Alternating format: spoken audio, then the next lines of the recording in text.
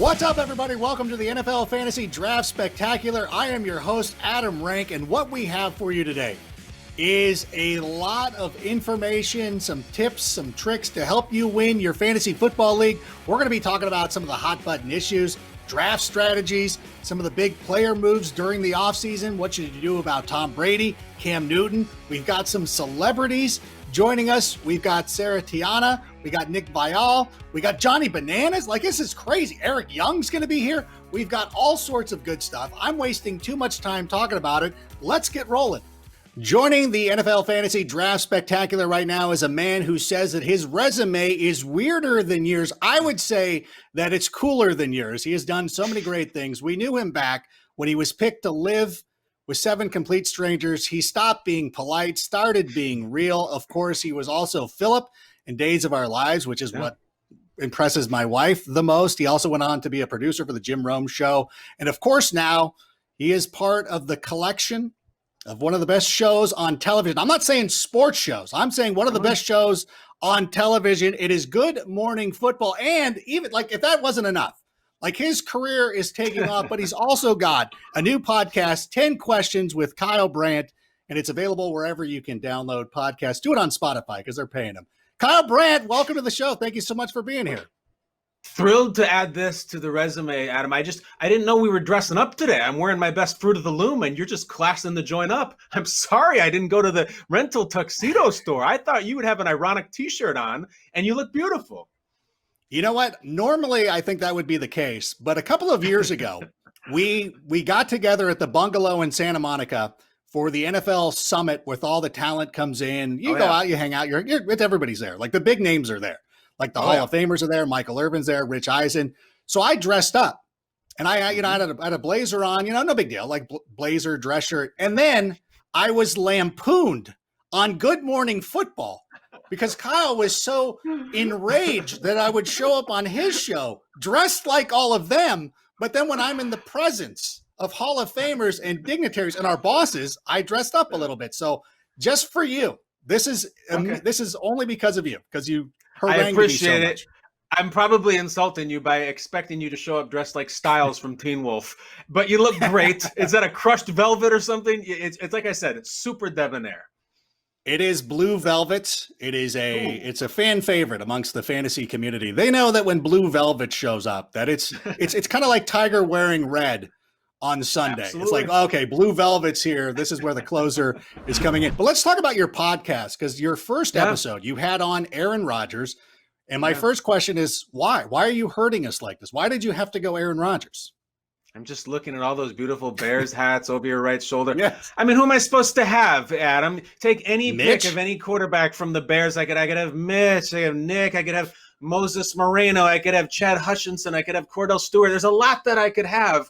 And really, for the Packers, there's only 2. And Brett Favre wasn't available, and Rodgers said yes. So I brought him on. And, I don't know if you've seen the clip. It's kind of been around, Adam. I asked him. I said, so, Aaron, you said that you don't think you're going to end your career with Green Bay. So on the end of your night, when you've had a few scotches and you're sitting back there on the deck and you're letting your imagination wander and you're viewing yourselves and with other teams, how do you look in a Bears uniform? And while he did laugh, Adam, he did not say no. He did not say that would ever happen. So I believe in miracles. I choose to. And here's the deal. He's going to leave the Packers. He knows it in his mind. It is made up in his brain that he will someday play football without being a Green Bay Packer. And I think all cards are on the table. We saw hell freeze over when a horned helmet Brett Favre went into Lambeau Field wearing purple and torched them. So that is the pigs flying NFL moment of our lifetimes. So yes, Aaron Rodgers might be in Soldier Field someday. He practically owns the joint anyways. He might as well put the right uniform on. That is very true. And he has owned the Bears in addition to a number of teams in the NFL. What about, he's obviously a great quarterback. When we look at him fantasy-wise, and I know that you're a huge fantasy player as well, are we moving him up our draft boards because he is now going to be on this revenge tour, so to speak? He's had some moments, right, where he says either we're going to run the table or relax, and then he just turns into Superman mode. But listen, I know not to let the BS and the nonsense get involved with fantasy. Here's the bottom line. Aaron Jones scored 7 touchdowns every drive last year of the Packers season. It was so many touchdowns when you just want the little dump off to Devontae or the back shoulder thing like that. So he took a lot, and I think Aaron Jones will score a lot because he hasn't been paid yet. And, as much as I like Rodgers motivated, I would like him much more with one of these great rookie wide receivers they could have taken, which they didn't. So I don't think you do move him up because, honestly, Adam, another thing that I asked him about was I said, the scene in Happy Gilmore when Shooter McGavin is out in the woods secretly trying to do Happy Gilmore's swing? It's a very humanizing moment for McGavin. I said, do you honestly ever feel that way about Mahomes and Lamar? Are we going to catch you and Stafford and Ryan out in a private moment trying to do the no-look pass to keep up with Mahomes? And he laughed and he said, no, but what can we do? I can't do what Lamar Jackson can do. I never will. And he cited one of the couple of the highlights that Lamar had last year. And he's like, listen, I would get injured if I tried to do that. So I think he is just very much in touch with who he is at this point, and more importantly, who he isn't. So from a fantasy perspective, no one's doing what Lamar does. No one's doing what Mahomes does, except for maybe Kyler Murray, but none of the older guard. So I do not think he should be moved up in fantasy. The question for him is Super Bowls. That's reality stuff. But fantasy, right there in that tier where he belongs. Well, maybe he'll take a nod from Shooter McGavin and go to Arrowhead Stadium and try to run off with the Lombardi Trophy. He gets chased by a number of people. So it could be a situation. You did mention the fact that the Packers did not draft a wide receiver. I'm currently looking at Davante Adams as the number 2 wide receiver in fantasy. How do you think he's going to do this season? I was posing a hypothetical recently. You ever just tweet stuff, Adam, just because you're bored and you're just like, hey, I want to see what people react. Sometimes you get into trouble that way. But I was bored. I was on a long drive with my wife, and it was her turn to drive, and we'd already talked about everything. And so I tweeted, I said, hey, right now, you have to win one big game. You get to pick 2 wide receivers in the entire league. Who do you want? And my choices were Julio Jones and Davante Adams. Julio, I think, is chalk. Everyone just still respects him. But, this is coming off a Michael Thomas season when he breaks the record. This is coming off all these other great receivers who are coming out everywhere, and really, really good ones still that are still blowing up. D-Hop in the desert. You still got those 2 maniacs in Cleveland who could go off. But I just said Davante. I think right now he is squarely in his prime. He's realized his powers. And I don't think they put a lot of great players around him. All those guys like Lazard and Valdez-Scantling, I think are number 3 guys who will be playing as a number 2. And we're looking at Davante here. We saw him against Philly. He was unbelievable in that game. I mean, if you as they say, Adam, turn on the tape, I don't think you can find a better player than him other than maybe Julio. But I would take Davante and Julio as my top 2. Now, that's in reality. In fantasy, it's probably not far off. No, I do believe that he would probably go into the first round because my personal top 5 would be, you would have Michael Thomas at number 1, followed by Davante Adams. Of course, you'd have Chris Godwin, who was great last year as well. So I feel like first round seems reasonable for him, right? Let me ask you this, Adam. Is there not a thing that's going on where people are maybe making a mistake to take Godwin over Evans? I love Evans. And don't get me wrong, Godwin looked great last year. He's maybe a little younger. But Evans is a bad mother. He really is. And he has spent the entirety of his football career with Johnny Manziel and Jameis Winston, a couple of Heisman winners, but a couple of on-field maniacs. And now he has the anti-Johnny football, the anti-Jameis. I feel like the Mike Evans potential has only been scratched. I feel like I'm taking him before Godwin. Am I wrong? You're not wrong. I mean, they're 2 great receivers, no doubt about it. And the thing about Chris Godwin, which I believe that everybody loves, is that in PPR, they expect him to play that Julian Edelman type of role where he's in the slot, he's going to catch a lot of passes. I see Mike Evans as kind of like their red zone option. He is kind of, even though they have Gronk on the team right now, it feels like Mike Evans is going to be the Gronk once they get near the goal line. And if you're in a league that favors touchdown passes, I think Mike Evans is the guy to have there. It's one of these classics. We see it from time to time. I remember there was a couple of years there where everyone was like, listen, we love Marvin Harrison, but, Reggie Wayne might actually be the better pick. It just depends. You can't go wrong. Are you into Jack or Sawyer? Are you into Evans or Godwin? Like, they're both fantastic. I'm more of an Evans guy just because I feel like I want him to be a superstar, and now he'll have the chance. I'm trying to figure out which one's Luke, which one's Han. I don't know. We can probably figure that out at some point in the future, but we've talked enough about the Green Bay Packers. Let's talk about our Chicago Bears. I know that you've had the privilege of calling some Bears games in the past in preseason. Unfortunately, we won't be able to do that this year. David Montgomery was a player that I put a lot of stock in last season in fantasy football. How do you think he's going to be this year? Well, it's him and it's Tariq Cohen, because last year it was all hype on Cohen and he's going to be the next this and Montgomery this. I think Montgomery is going to be really good because the dark secret that's not sexy, that no one cares about in the mainstream headline media about the Bears last year is that their offensive line was not good at all. I mean, they really took a huge step back, and it was Cody Whitehair at guard and he was really good, and then they moved him to center.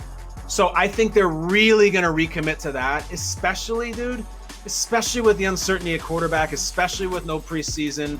It's so ironic, isn't it? Because Matt Nagy is Mr. Don't play players in preseason. He died on that hill last year, and it came back to bite him. So he says, all right, never mind.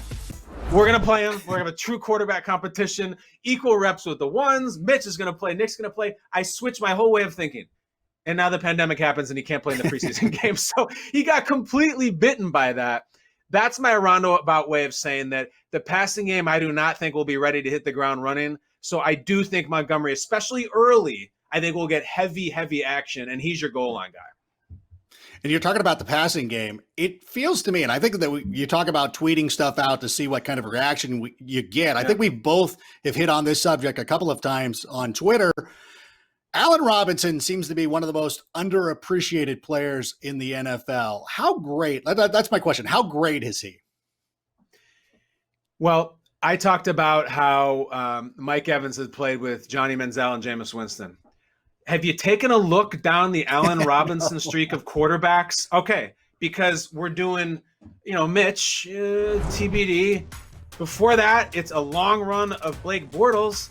And his college quarterback was Christian Hackenberg, who was drafted by the Jets and literally never threw a pass for him. So, he, despite some really middling quarterback play, is unbelievable. And now there's people listening to this being like, I don't know. I see his stats. He's not that great. First-person experience. You mentioned I got to call a couple of Bears games. In doing so, you're down on the field during warm-ups, looking at the players, talking to some of them. When Allen Robinson comes out, just of the tunnel, and starts lining up and just soft tossing and catching, you could be looking at Randy Moss. Everything about him, he's tall, he's strong, he has this aura about him where the ball just gets magnetically attracted to his hands. And if you've watched any Bears offense over the last couple of years, even last year, men amongst boys, by far their best player. And last year, I think he was the best player on the Bears roster, which includes Khalil Mack and all those guys. I think Robinson was the best player in their team. So please, if you have any faith in the Bears quarterbacks at all, that's your prerogative. Have faith in Allen Robinson. He is the most underrated player, not receiver, most underrated player in the NFL. Yeah, it's one of those things too that anytime I post a mock draft or anything like that, and I have I have Allen Robinson going in the third round, people act like I'm a homer. And I'm like, just pop in the tape every once in a while. Just look at what he's been able to do. This guy is a top 8 fantasy wide receiver. If he's available for you in the third round, you should absolutely go out and draft him. And so I feel, and the thing is though, when is he going to get extended? Can we get that taken care of already? Yeah, well, they got a lot of issues to deal with. They have no tight end. They drafted one. They don't even know who their starting quarterback is. So you know this because I know you're tapped into Bears Twitter, but the hashtag Extend Allen Robinson campaign is robust.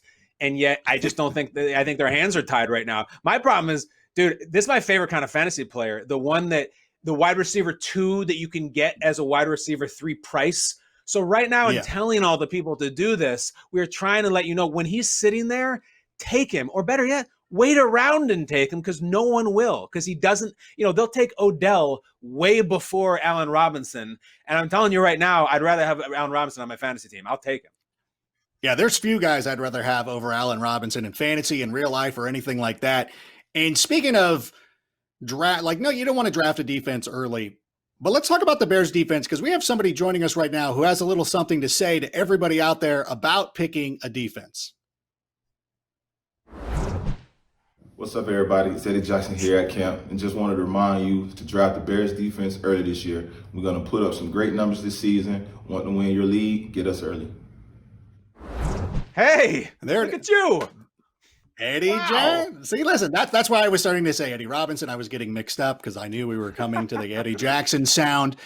I agree with him. I think that is, as well as the Bears played last season, and they were still a top 10 defense. I think fantasy-wise, they kind of fell off because they weren't as opportunistic. I see them being a lot better this year, especially with getting Bobby Quinn. How about you? Quinn will help. Second year Pagano will help. Healthy Akeem Hicks is massive. It's funny because we talk about how underrated Allen Robinson is. Bumping elbows with him in that club is Hicks at defensive tackle. That's what makes everything happen for 52. We like to see him hit people in the back. The other unfortunate truth here is, Adam, if we're really getting into the Bears defense, Leonard Floyd was the thing that we were waiting to happen for years and years. And, it just didn't happen. And they finally let him go. He was supposed to be the Scottie Pippen of the Bears defense, the guy who lets Khalil Mack free because they got to worry about Floyd. Floyd couldn't do it. I wish him the best. He just wasn't getting it done. So they bring in Bobby Quinn, as you're calling him, the medicine man. And anybody who draws any blocking whatsoever, and 52 will have 15 sacks. So he is now officially the new Scottie Pippen of the Bears defense, Robert Quinn. Yeah, I love that. I love that move. And I love Leonard Floyd was fine, but he's like the co-star that you think like, oh, this guy could carry a picture on his own, and then you give him his own free movie deal, and you're like, okay, that was kind of a mistake. We shouldn't have done that, but it's all okay. But he was he was Andy from The Office. Once Michael Scott left, it was hard for him to carry the show. As much as I liked Andy and the acapella, once Michael Scott is gone, a little tough to put that on your shoulders. In addition to excellent coverage of the NFC North, you know your football, and you know fantasy, and you know everything about it. And so we pulled up this tweet from the NFL Network Instagram account. They took a quote from your show talking about how you can't wait to see the Rook from LSU on the Super Bowl chance. Of course, talking about Clyde Edwards-Helaire. Now, it seems now that the momentum is getting out of control. He is now going in the first round of fantasy drafts. Would you take this rookie running back in the first round over somebody like, let's say, Dalvin Cook?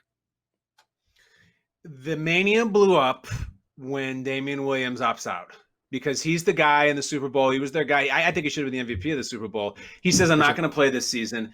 And then you look to the rookie. I will answer your question like this, Adam. I have a philosophy that I have arrived on over years and years of playing fantasy, which is go bold, make a very bold choice, because I would rather finish in dead last than in 7th place. I'm not here to finish in 6th, 7th, or 8th place and have a decent season. I either want to win the whole league or I'll just be dead last. I don't care. And taking Clyde Edwards-Helaire is a win or go dead last decision. So the answer is yes, I would take him. I will take this stout, strong, robust rookie running back on the Patrick Mahomes Express with Tyreek and Kelsey et al. They could have drafted a lot of players in this draft. Brett Veach, Andy Reid, great eye for talent. And they said, you know what? Let's spend it on a running back that we don't really need.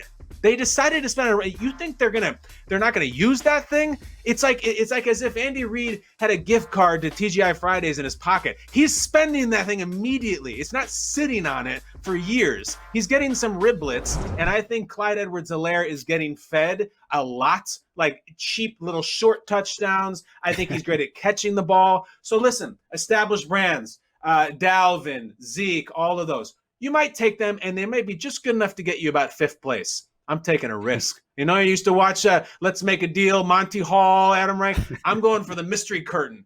And it might be a player piano, or it might be just a soapy bucket with a mop. But I will take my shot, and I'm taking Edwards-Helaire. And Andy Reid is going and he's ordering off the Jack Daniels menu. He's getting the appetizers. He's doing the whole thing at TGI Fridays. That's the thing. Spend your gift cards. I still have a gift card for a place called Tsunami Sushi. It's out of business now. This is why you never hold on to your gift card. And I love to swing for the fences. Do you have a dark horse, like an MVP type of guy who could end up winning your league that a lot of people aren't thinking of? For me personally, it's Josh Jacobs. I love taking him. I'm with you. I love taking risks. Is there anybody else that you're thinking about? I know, listen, you're a 19-year fantasy veteran.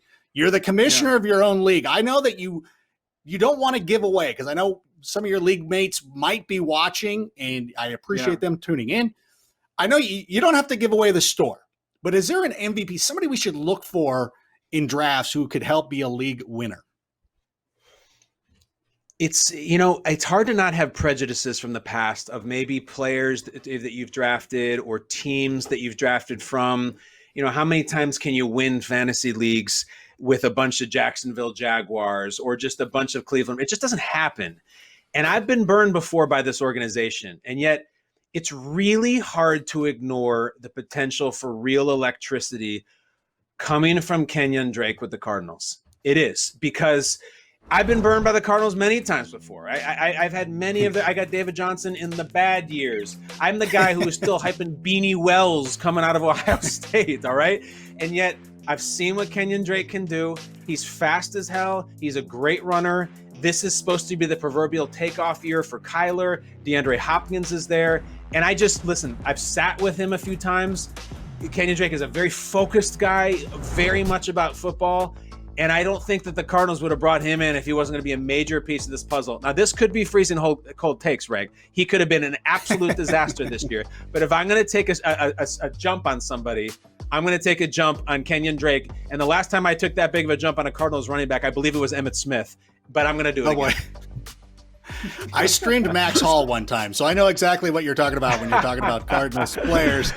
Yeah, that's the thing. He came in on that Thursday night game against the 49ers. He was he recently acquired from the Miami Dolphins. A lot of people were saying, sit him, like, don't start. He wasn't great in Miami. And then all of a sudden he goes for 30 points against the 49ers. So I'm with you again, taking these wild swings for players. Let me ask you though, if you have the number one overall pick, now obviously Christian McCaffrey is the consensus number one. If you have pick numero uno, is there any other place you would go other than CMC? Yeah, this is how crazy I get. I'm not taking Christian McCaffrey because I have a real appreciation for what it's like to put those seasons back to back.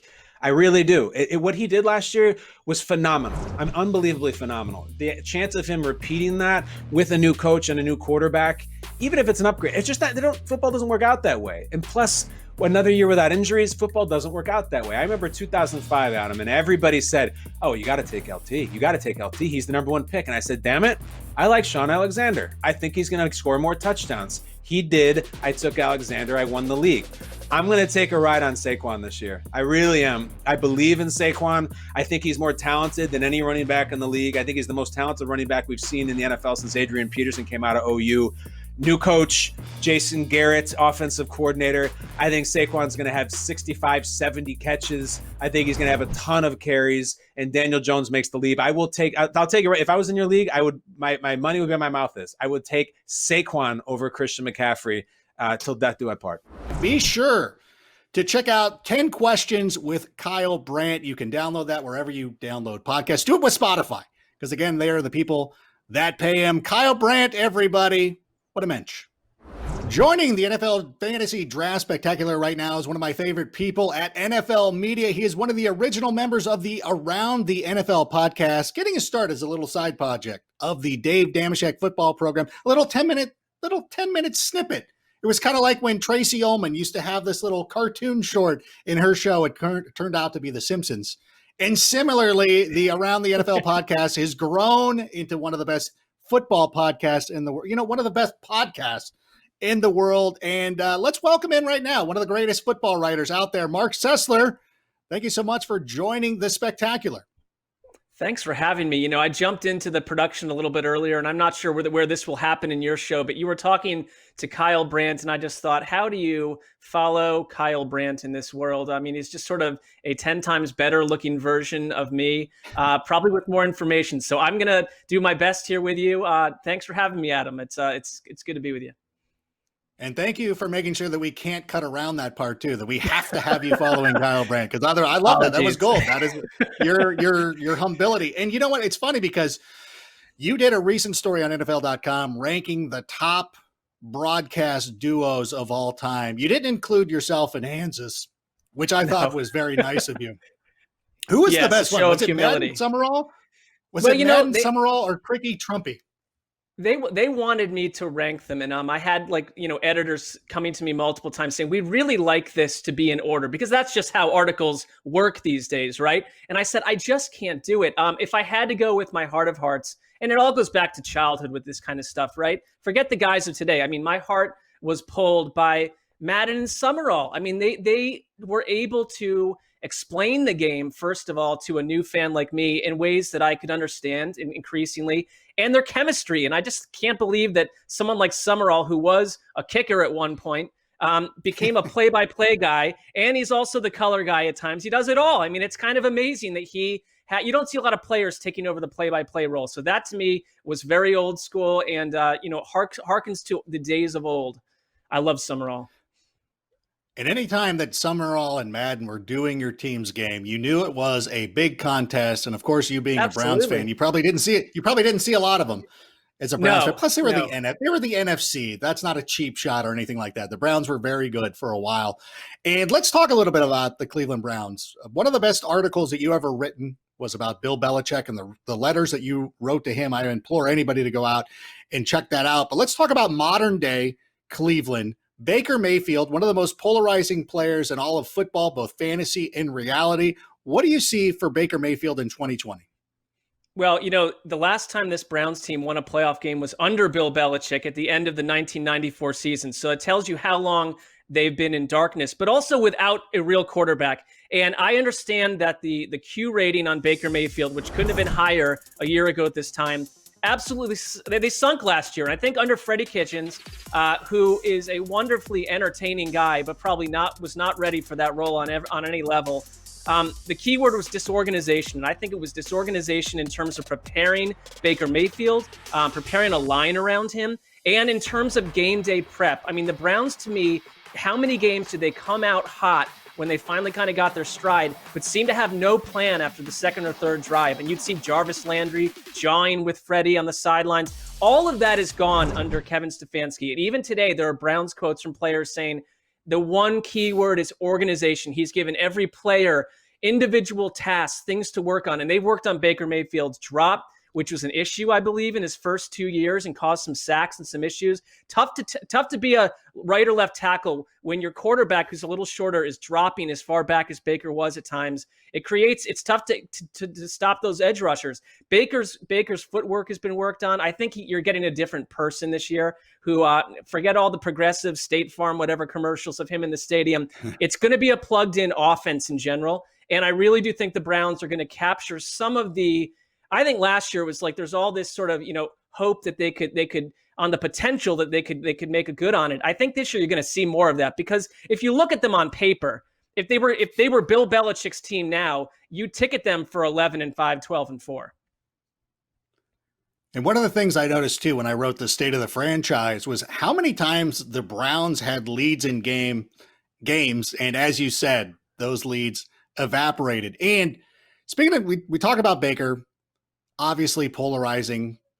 Based on what you're saying, I feel good about drafting him in my fantasy leagues. I'm not going to worry about it. Another player that I'm really excited about too is Odell Beckham Jr. What do you see in store for him in 2020?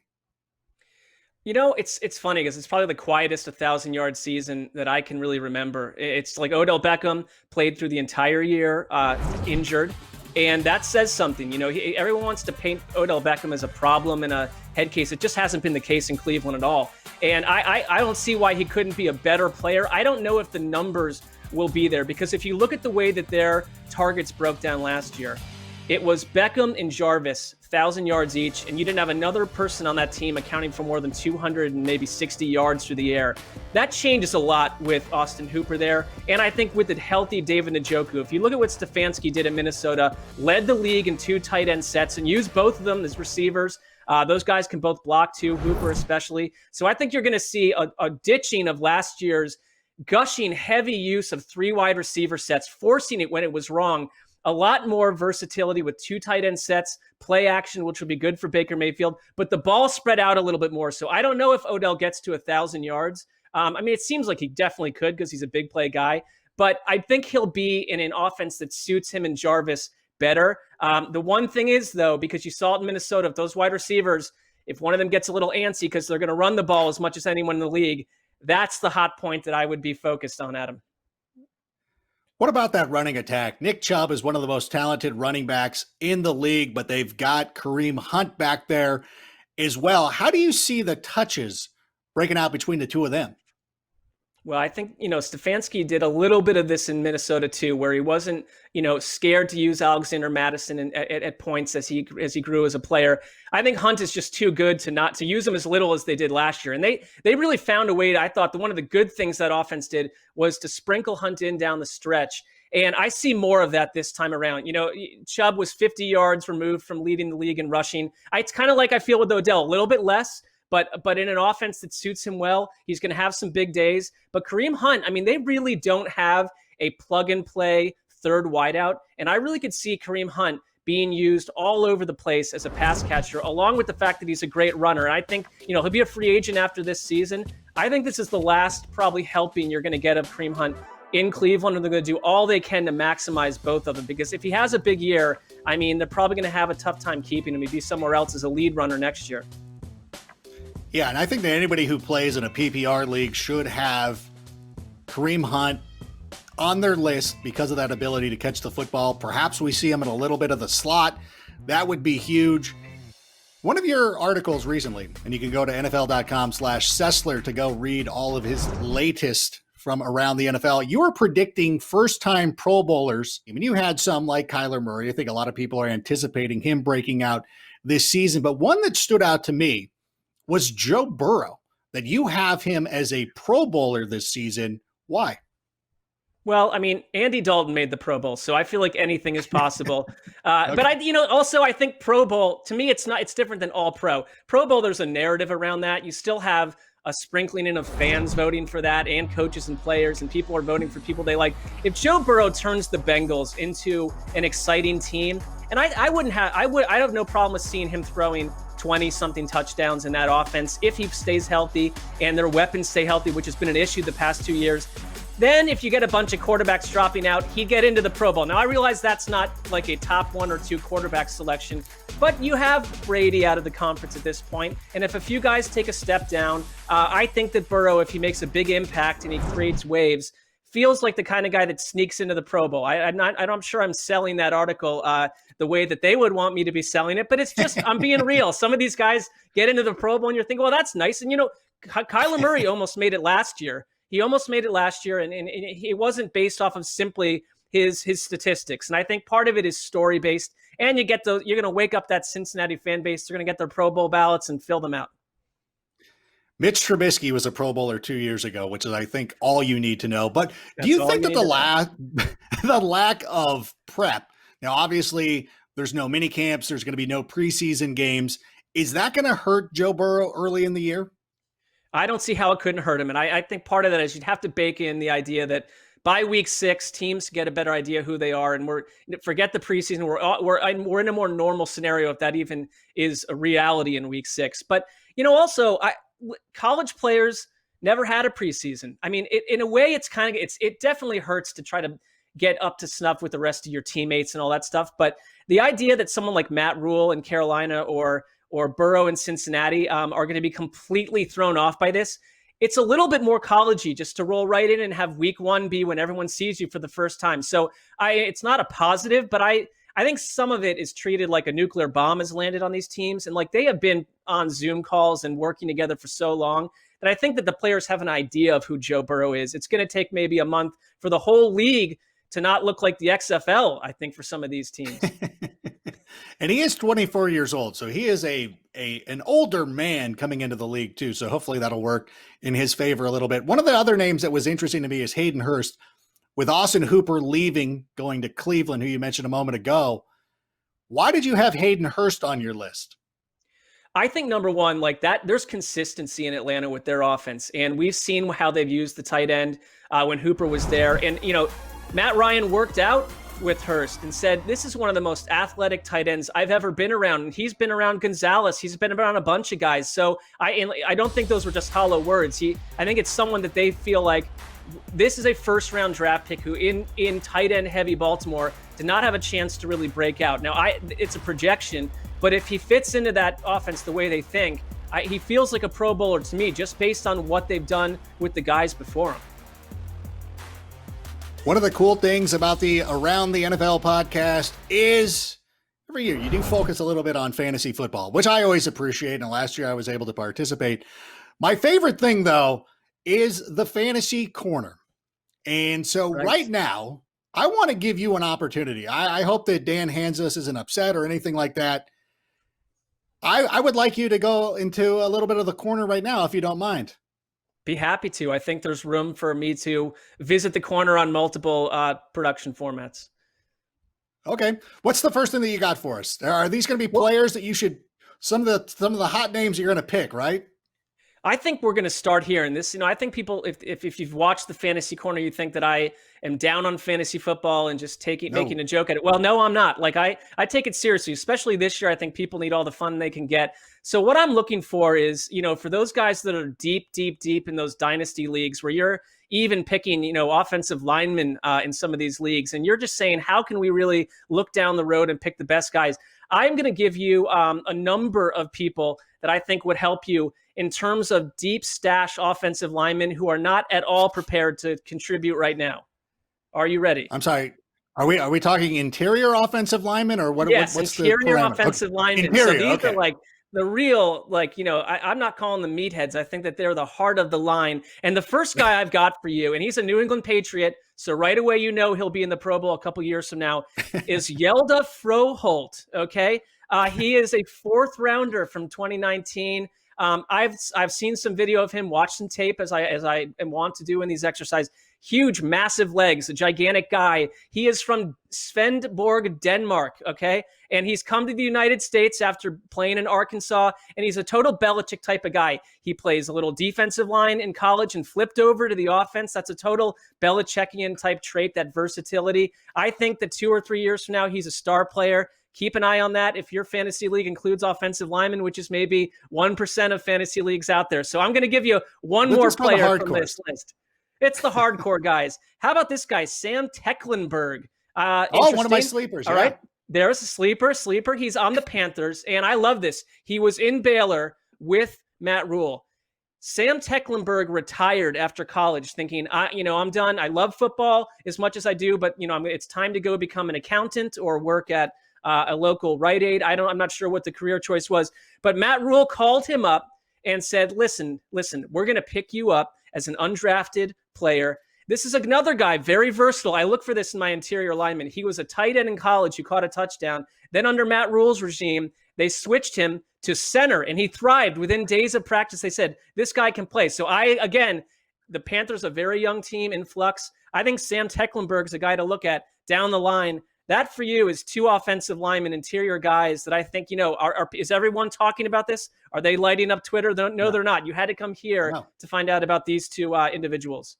What about some other draft strategies? What do you say to you have a system for picking players that I think that you wanted to share with us right now? Yeah, I do. Well, this is for the hardcore guys. And I think this is going to be the year that if you were someone, we're very on the precipice of football not existing. If it happens and you're a guy that had 15 leagues, you're going to have 20 this year. You're going to just bathe in the possibilities. So what I'm suggesting is that you treat 19 of those leagues as seriously as possible. And then you become a dreamer with that 20th league, that team, okay? And what I like to do is let's pick up, number one, pick players that you like. That's a Chris Wesseling mandate, and I totally believe it too. How about pick players whose names you like? And let's kind of throw people for a loop And I can just say, let's go through a position or two here. I think you've probably done this. You just like the way that a name comes off the tongue. Let's let's stack up a freaky running back room. And here's where you could start, right here with Titans running back Cameron Scarlett. Again, these are deep stash dudes. Cameron Scarlett to me just feels like it is a man. He is a man, but it just sounds like the heroine in some sort of hard-boiled LA crime novel. Am I wrong? Cameron Scarlett, that someone named this a running back, this, and that's his real name. Exactly. So it's like, I like the idea of that person in your running back room. Second here, and we're going international again. You're sending the producers into a tizzy because they cannot find film on any of these players, but okay. They will, and by 2024, they're going to have plenty of film on these guys because they're going to be luminaries by then, okay? The second guy is Giants running back, and, Saquon Barkley, look out. Behind him sits Sandro Platzgummer. This is a real human being again. He is from Austria. He played with the Swarco Raiders in Austria. And, from what I'm hearing from sources in New York, he is not necessarily ready for prime time at the moment, but they like the potential. Platzgummer is someone who is very special. That is my second running back. Any thoughts on that, Adam? I'm glad you have sources in New York telling you not to pick this player over Saquon Barkley. You have very reliable sources. Yeah, and still, the sources are legit. Okay, they give me good information, they so I got to leave. All right, who else you got for us? All right, last running back, almost no comment here. DJ Dallas in Seattle, and this is kind of like a CeeDee Lamb scenario. DEEJA capital JAY is how the parents have named this person. DJ Dallas. I mean, if he's not on my fantasy team, he's in someone's fantasy scenario. I'm going to give you a few wide receivers real fast, okay? Please, please. Out of Washington, Antonio Gandy Golden. Now, this is a delightful name. It reminds me of the child's game Candyland came to mind. I don't think he could probably ever be in a bad mood. I read that he grew up he learned gymnastics and juggling. So a very mirthful individual. He has a teammate in Washington named Jonathan Johnson. And to me, that's when the parents, you have kids, you go through the whole, how do we name our child? You've named him John Johnson. I don't know if they just went there basically and said, we're going to keep this to basics. It's one step away from Sirhan. We don't need to go down that road, but John Johnson down there in Washington, another guy. And my third one, this is you and I, we've worked together as writers, editors. You got to pour through copy. And those names that stick out of there. I'm not going to give you Jimmy Garoppolo. We know No. This guy, though, down in Kansas City, Chiefs wide receiver, Maurice French. Well, that sounds fine, except that Maurice French and his family line took the Irish spelling of French, and it is capital F, lowercase f, wrench. If I see that in copy, it throws my eyes, it makes my eyes bleed, and I have to go look it up every time. And so that to me is again, we're going with names. Let's just sort of antagonize and annoy our opponents with this 20th team. If you have time, I can give you one more little scenario that I think would. I think we have time. I think we have time. Okay. Okay. We have some time. This is what I call the love boat. And this took some research. And this does not include a Minnesota Vikings, so we're not going down that road.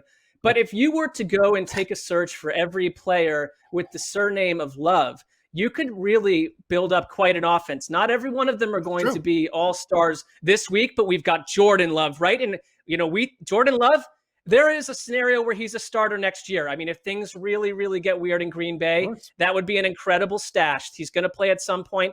You could back him up with Rams quarterback Josh Love. Why not? You've got your quarterback room set. You've got Washington running back Bryce Love, who is getting a lot of actual love on Twitter right now, and I think that could work. Offensive tackle Marcus Love. And you flip over to defense, there is Giants safety Julian Love, who made the switch from cornerback to safety, came on down the stretch when Jabril Peppers was hurt. I think, again, my sources in New York say there's something going on there. Bills defensive end Mike Love, free agent, he's out there for the plucking. Kyle Love, a nose tackle. And you could bring in Lovie Smith as a consultant. And if you really want to balance it out, you get Brian Anger as your punter. And then you're just people coming up to play you. They just have no idea what they're dealing with on a week-to-week basis when you take these strategies that come from left field and you turn that 20th team into just to a team that just brings you joy, happiness. A lot to adore there with that list of players Thank you for that. Let's take a look at some of the tweets that people have been sending us during the show. And we're going to pull one up right now. What is an entertaining way to determine draft order? Now, if you're playing in a standard NFL.com league, and I would implore you right now to download the all-new NFL Fantasy app, you can watch live games, and you could also determine your draft order on that as well. We can do it randomly. But you could also find other ways to do it. I know some people like to do poker tournaments, maybe a Madden tournament. What would be some entertaining ways to determine the draft order, Mark? Wow. I mean, that's quite an interesting question right there. I like to go shortest to tallest as someone who's about 5'7". And you're typically playing with a bunch of ex-athletes and know-it-alls. But Greg would still get first pick. Well, I wouldn't be in a fantasy league with Greg based on the fact that he essentially started Roto World. I don't like my chances. What I like to do in fantasy is to play, significant others who've never watched the sport and don't care. And that can be, by the way, in 2020, I'm speaking about many husbands I know that don't care at all. And they're simply rubes waiting to be plucked up. Generally, children I'll play against, that kind of thing where I can dig in on my, just as simply my work day. You glean information from my work day and devastate ham and eggers. Yeah, normally, we would be sitting close to each other in the office. And so, yeah, that's one of the benefits of having our jobs is that we're encouraged to play fantasy football. And so we got a tweet, and this is a video. And since the Around the NFL podcast is it's so huge in Europe, you're like how Hasselhoff was huge in Germany. Around the NFL is huge in the UK. So I thought that perhaps you could help answer this question. We're going to fly right now. Hi, Adam. Question here for you from the UK. Our sticker officer has been complaining that the board we've sent him for this year's draft is too big. Can a draft board be too big? I would say no. The bigger, the better. It feels like a nitpick contention or argument with the draft process. I mean, if it were too small, a lot of us are working on laptops now, and what used to be big and large is now condensed into little tiny words and stuff. I mean, yeah, draft board too small. I hear you. Draft board too big. I feel like you're looking for something to complain about during a process where let's keep the issues to a minimum. Am I wrong here? No, not at all. And we're Americans, so we're always bigger, the better. But in any event, Mark, I want to thank you so much for dropping by. I appreciate you coming and bringing the Fantasy Corner to our little NFL Fantasy Draft Spectacular. Thank you so much. Where can people find you on social media? Well, thank you. I hope I've not sunk ratings. It feels possible with the content I brought. But you can find me on Twitter if my name at Marc Sessler, Mark with a C. Sessler is spelled Sessler, not capital S, lowercase s, all that business. Like where just spell it the normal way.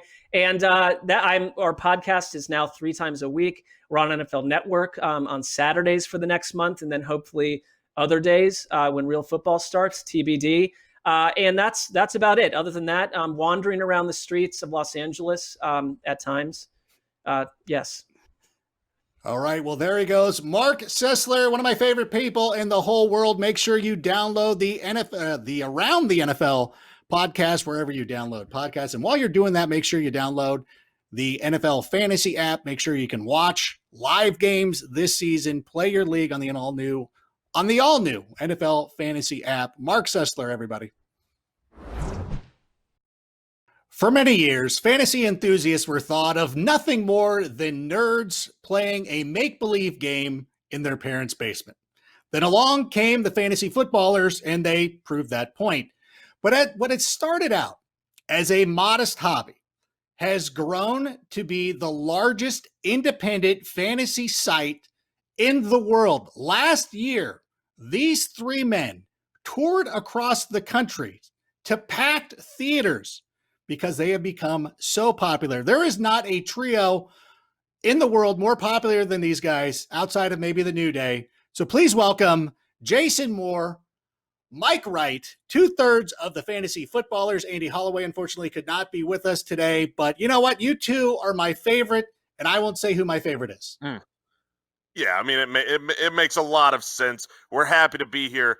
We've always been a big fan of you, Adam, and of beating you at fantasy. So it means a lot to have us on. It shows how humble and great of a man you are. I'm surprised they asked us back.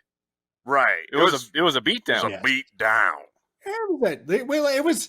Listen, I'm remiss in not pointing out that last year in the semifinals, and it was the finals of the experts division, I was felled by the fantasy footballers because Jameis Winston threw 38 interceptions, and yet that had no negative impact.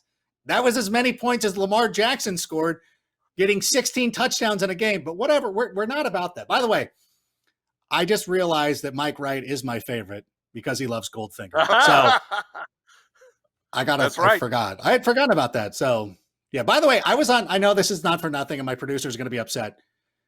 I was on a podcast and this guy was talking about how much he loved Real Big Fish. And I'm like, oh, that's exciting. He's like, yeah, they did like one of the greatest, most iconic songs for Tony Hawk's Skater. And I'm like, I'm hanging up right now because that's Goldfinger, guys. I know I'm a boomer, like whatever.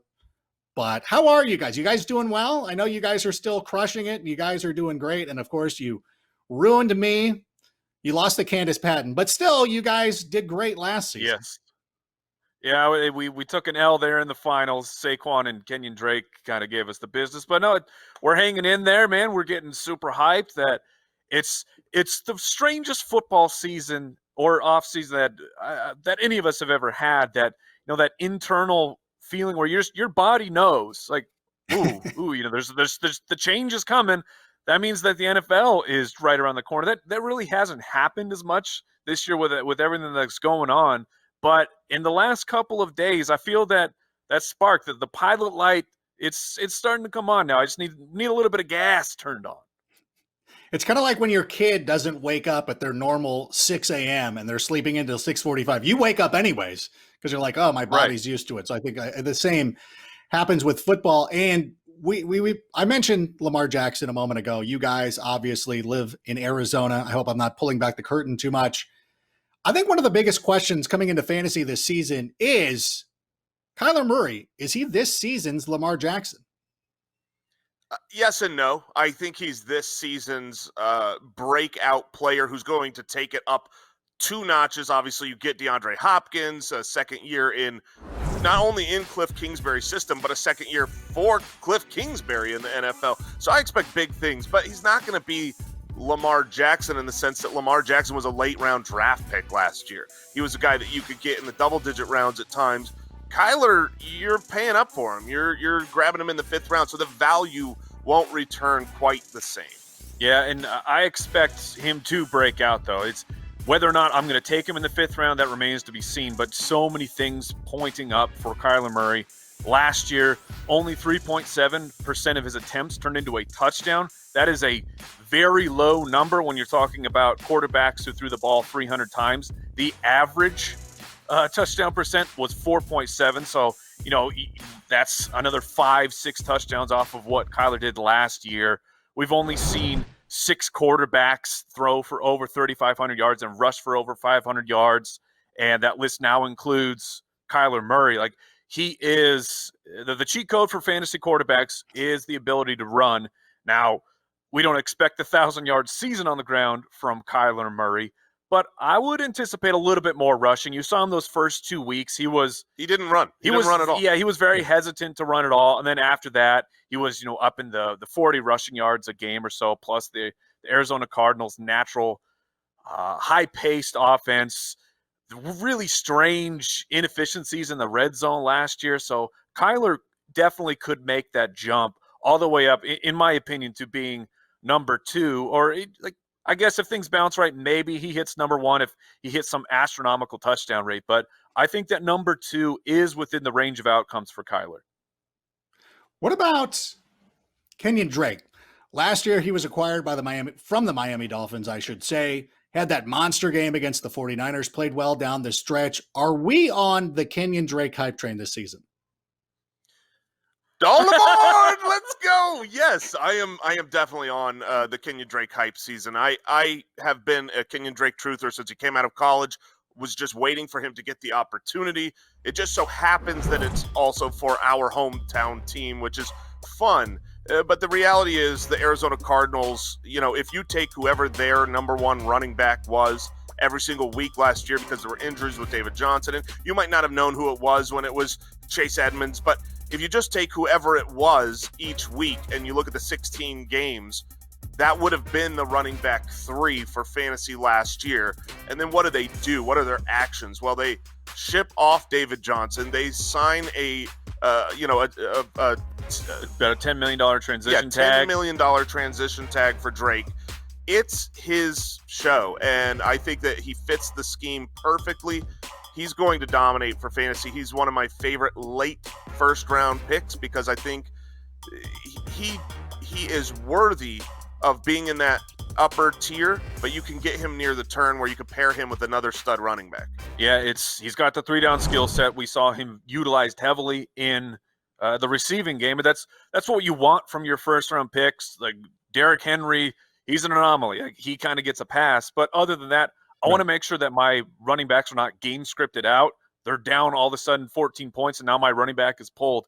That won't happen to Kenyon Drake. And people remember the end of the season for David Johnson, and that's how they think about him. But remember, that player was a top 12 running back 5 times in his first 6 games. And so you put a player who's ready to go, who fits this system to the point that, like Jason was saying, they've made a lot of miracles happen to have Kenyon Drake be their starting running back. So I'm all aboard for Drake for fantasy. And when you're talking about the end of the first round, he would probably be in a mix with players like Nick Chubb. We've seen Josh Jacobs rise over the last couple of weeks. We've seen Miles Sanders up there. Are you taking him ahead of those players? I personally am. The players you just mentioned, they're all in the mix. I like all 3 of them, but Drake would be the number 1 off my board. And it would be depends on how I'm feeling that day. That clump of running backs is just so close to me. Scoring format would matter a really large deal when I'm breaking those guys apart. But I'll probably take Jacobs before Drake, but I'll take Drake before the other guys you'd mentioned. Yeah, and it's so funny you mentioned that because when you're doing mock drafts and stuff, you always try like combinations. You're like, some days I want Drake, other days I want, Nick Chubb. It's kind of like going to Del Taco or whatever. You're like, sometimes, I'm just going to get a trio of tacos. Maybe I want a quesadilla. You never know. Just surprise me that day. Well, what about Del Taco? You get the chicken tacos every single time, Rick. What are you doing? Are you kidding me? Over a Del Beef burrito? Now you're starting. Okay, listen, I love your fantasy knowledge. But you don't walk into my place right here and start besmirching my order at Del Taco. That's where I'm going to have to draw the line. I was just saying it was bad. That's all. Yeah, we weren't besmirching. And honestly, I don't usually agree with Mike's food take, but he is right. He is correct here. I mean, I'm afraid to take you to Portillo's when I come to town. This is now starting to get. This is careening into another area. I don't want to go into because I want to talk about DeAndre Hopkins. Now he's obviously one of the best receivers in the game. To everybody outside of Bill O'Brien, I should say, where do you see him falling in drafts? Hopkins, I've got him as my number 5 wide receiver. I think he should be able to be great. I'm not drafting him. We talked about that on our podcast recently in the sense that he's a guy who's been averaging 166 targets a game over the last 5-6 seasons. He's not getting that in Arizona, even with a faster pace of play. With Larry Fitzgerald, Christian Kirk passing to the running back, the team is happy with year 2 Andy Isabella. I just don't think he's going to have the same target market share. And the real issue here, it's not that Hopkins can't dominate for the Cardinals. It's that he's being drafted as a guarantee that he is going to dominate. And there are gigantic question marks here. When you're talking about a new team, a new scheme, shortened off season, new coach, everything is different for Hopkins. He's still great. He's going to be the lead guy here. Like I said, I've got him ranked as my wide receiver 5, but he carries risk, and that's why you can't just go by linear rankings. You have to have some context, break it down into tiers, say who in this group of players has more or less risk. And I don't trust that Hopkins will have enough targets to guarantee the domination. Yeah, he's being drafted like nothing changed for him. That he's still in Houston with Deshaun Watson, with that built-in connection, he is the absolute unquestioned number 1. Now, he's the number 1 for Arizona, but when you have 5 wide receivers on the field, will 30% of the targets really make their way over to DeAndre Hopkins? Yes, it can happen. But historically, we don't have a ton of these like full apex elite wide receivers changing teams when they're in their prime. But when we've had that and they're drafted as a top 10 wide receiver, historically, things have not worked out. Now, Hopkins certainly could be the exception to this, but I'm with Jason that I want Hopkins on my team. This is my hometown Cardinals. I want to root for Hopkins, but the players that are going right around him, it's really, really tough for me to draft Hopkins right now. Somebody that I see going around him a lot is Tyreek Hill. Which player would you prefer? That one's a really good question, because I think we're a little bit down on Tyreek Hill as well. There's some questions as far as the Kansas City Chiefs defense that got way better at the end of last year. If you look at, a year and a half of Tyreek Hill dominating, he was great. And then the second half of last season, he was the wide receiver 41 over that stretch and had a bunch of bust games. There, I think I might go Hopkins. It's really a matter of roster construction. Are you wanting the guy who can absolutely win you weeks outright? Because Tyreek will 100% do that. But he can also disappear. If the 80-yard touchdown happens to go to Sammy Watkins or Clyde Edwards-Helaire or Travis Kelce, then all of a sudden you have a poof game from Tyreek Hill. I probably right now might lean Hopkins there. Yeah, I think I'm still going to take Hill there, but Jason is right. If trying to pull the number off the top of my head, but over the past 2 years, Tyreek Hill has busted in about 40% of his games. That's not really that's not a number that's okay for spending that type of draft capital for your number one wide receiver. I mean, the honest truth is, like, Tyreek Hill, Hopkins, we've been talking about it all year long in the fantasy footballers. We're drafting running backs in these first few rounds. So the real story is, Hill's probably not going to be on my team. Hopkins probably not going to be on my team while I load up on running backs, and then I pound the middle round running back or wide receivers. Yeah, that seems to be a big switch. What we've noticed over the last couple of years, where zero RB was the fad. It was like planking or anything like that. Whatever, like Mario Go or whatever. Any of those. Any of those zero RB planking? I love it. I love it. Basically. You know what I'm saying? Like, it was cool for a while, and you're like, what are we still doing? And then you watch an episode of The Office, and then Aaron's planking. You're like, I forgot that was a thing. It feels that way. Is there any, like, it just feels like you have to have two running backs whenever you're starting your draft. It does feel like that this year more than usual, in the sense that the running backs deplete so quick. However, it is ironic, the strategy behind the zero RB says that if you were to be the only team in your league this year, because running backs are going so high, it could actually work for you. Now that depends on your league type. That's 3 wide receiver, full PPR. That's where I would consider going zero RB. Otherwise, I mean, I just don't enjoy it. I like having stud running backs on my team. So even in that situation, I'm not going to, but I think you can win. Maybe parkour makes a comeback this year, and zero RB is the next big thing. Yeah, the hard part for zero RB is when you leave the draft, you're looking at your team and you're going, oh, man, I hope that this works out. But that's how the strategy goes. And fantasy football players, we are fickle creatures who we need to see that draft that we just constructed and proclaim that we have won the draft 100% without questions. And you can't do that if you go with a zero RB strategy. It's not till later, halfway through the season, when you're laughing at people because you managed to find the waiver wire stud running back and you're loaded at wide receiver. Yeah, it's one of those things too, because the NFL Fantasy app, which you should download because you can watch live NFL games this season, they give you those draft games.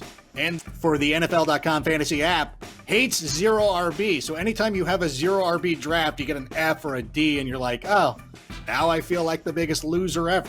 Kind of like how I felt last year when I lost to you guys in our semifinal match. Look, I'm not sorry about it. I wouldn't feel bad. It's just something we do to people. And so if you just accept that, then you can just know you have great company. Most people are in your situation. So that's, don't be ashamed. No, I am. It's not something. Listen, it's like when ECW used to invade the WWE, and all of a sudden Rob Van Dam is beating a major superstar. Like, how? No, I'm just kidding. But going back to some of these draft questions, Julio is somebody, again, where do we fall on him? Again, this is somebody that we're probably not going to get if we're going to running backs in the first round. But how do we feel about Julio this coming season? So I'm not afraid to get Julio Jones. Like, he's my number 3 wide receiver, and he's going later. Julio Jones has done nothing to prove that he has lost a step. He's been a top 5 guy each of the past 3 years, and yet his ADP just continues to creep down. I guess the players are trying to say, well, I'm calling it. I'm calling this is the year that Julio Jones busts and falls apart. I'm not calling for that at all. Julio Jones is a wide receiver I might actually get. If I'm drafting early in the first and I take a running back and Julio Jones is there, I'm going to grab him because I know I'll still be able to grab that second running back on the way back through the turn of my third pick. So I actually really, really like the value that Julio Jones is providing in drafts right now. Yeah, the truth is Julio is probably the only top-tier wide receiver that I will have, and I do have on some teams, because like Mike said, I might end up with Zeke at the third pick, and if Julio falls all the way back to the end of the second, which I've had happen, that's where I can grab him, still be confident in a good running back in the next round. And you look at his last finishes in half-point scoring, 8, 2, 6, 5, 5, 3. That's very good. He's pretty much a lock to be a top half wide receiver 1.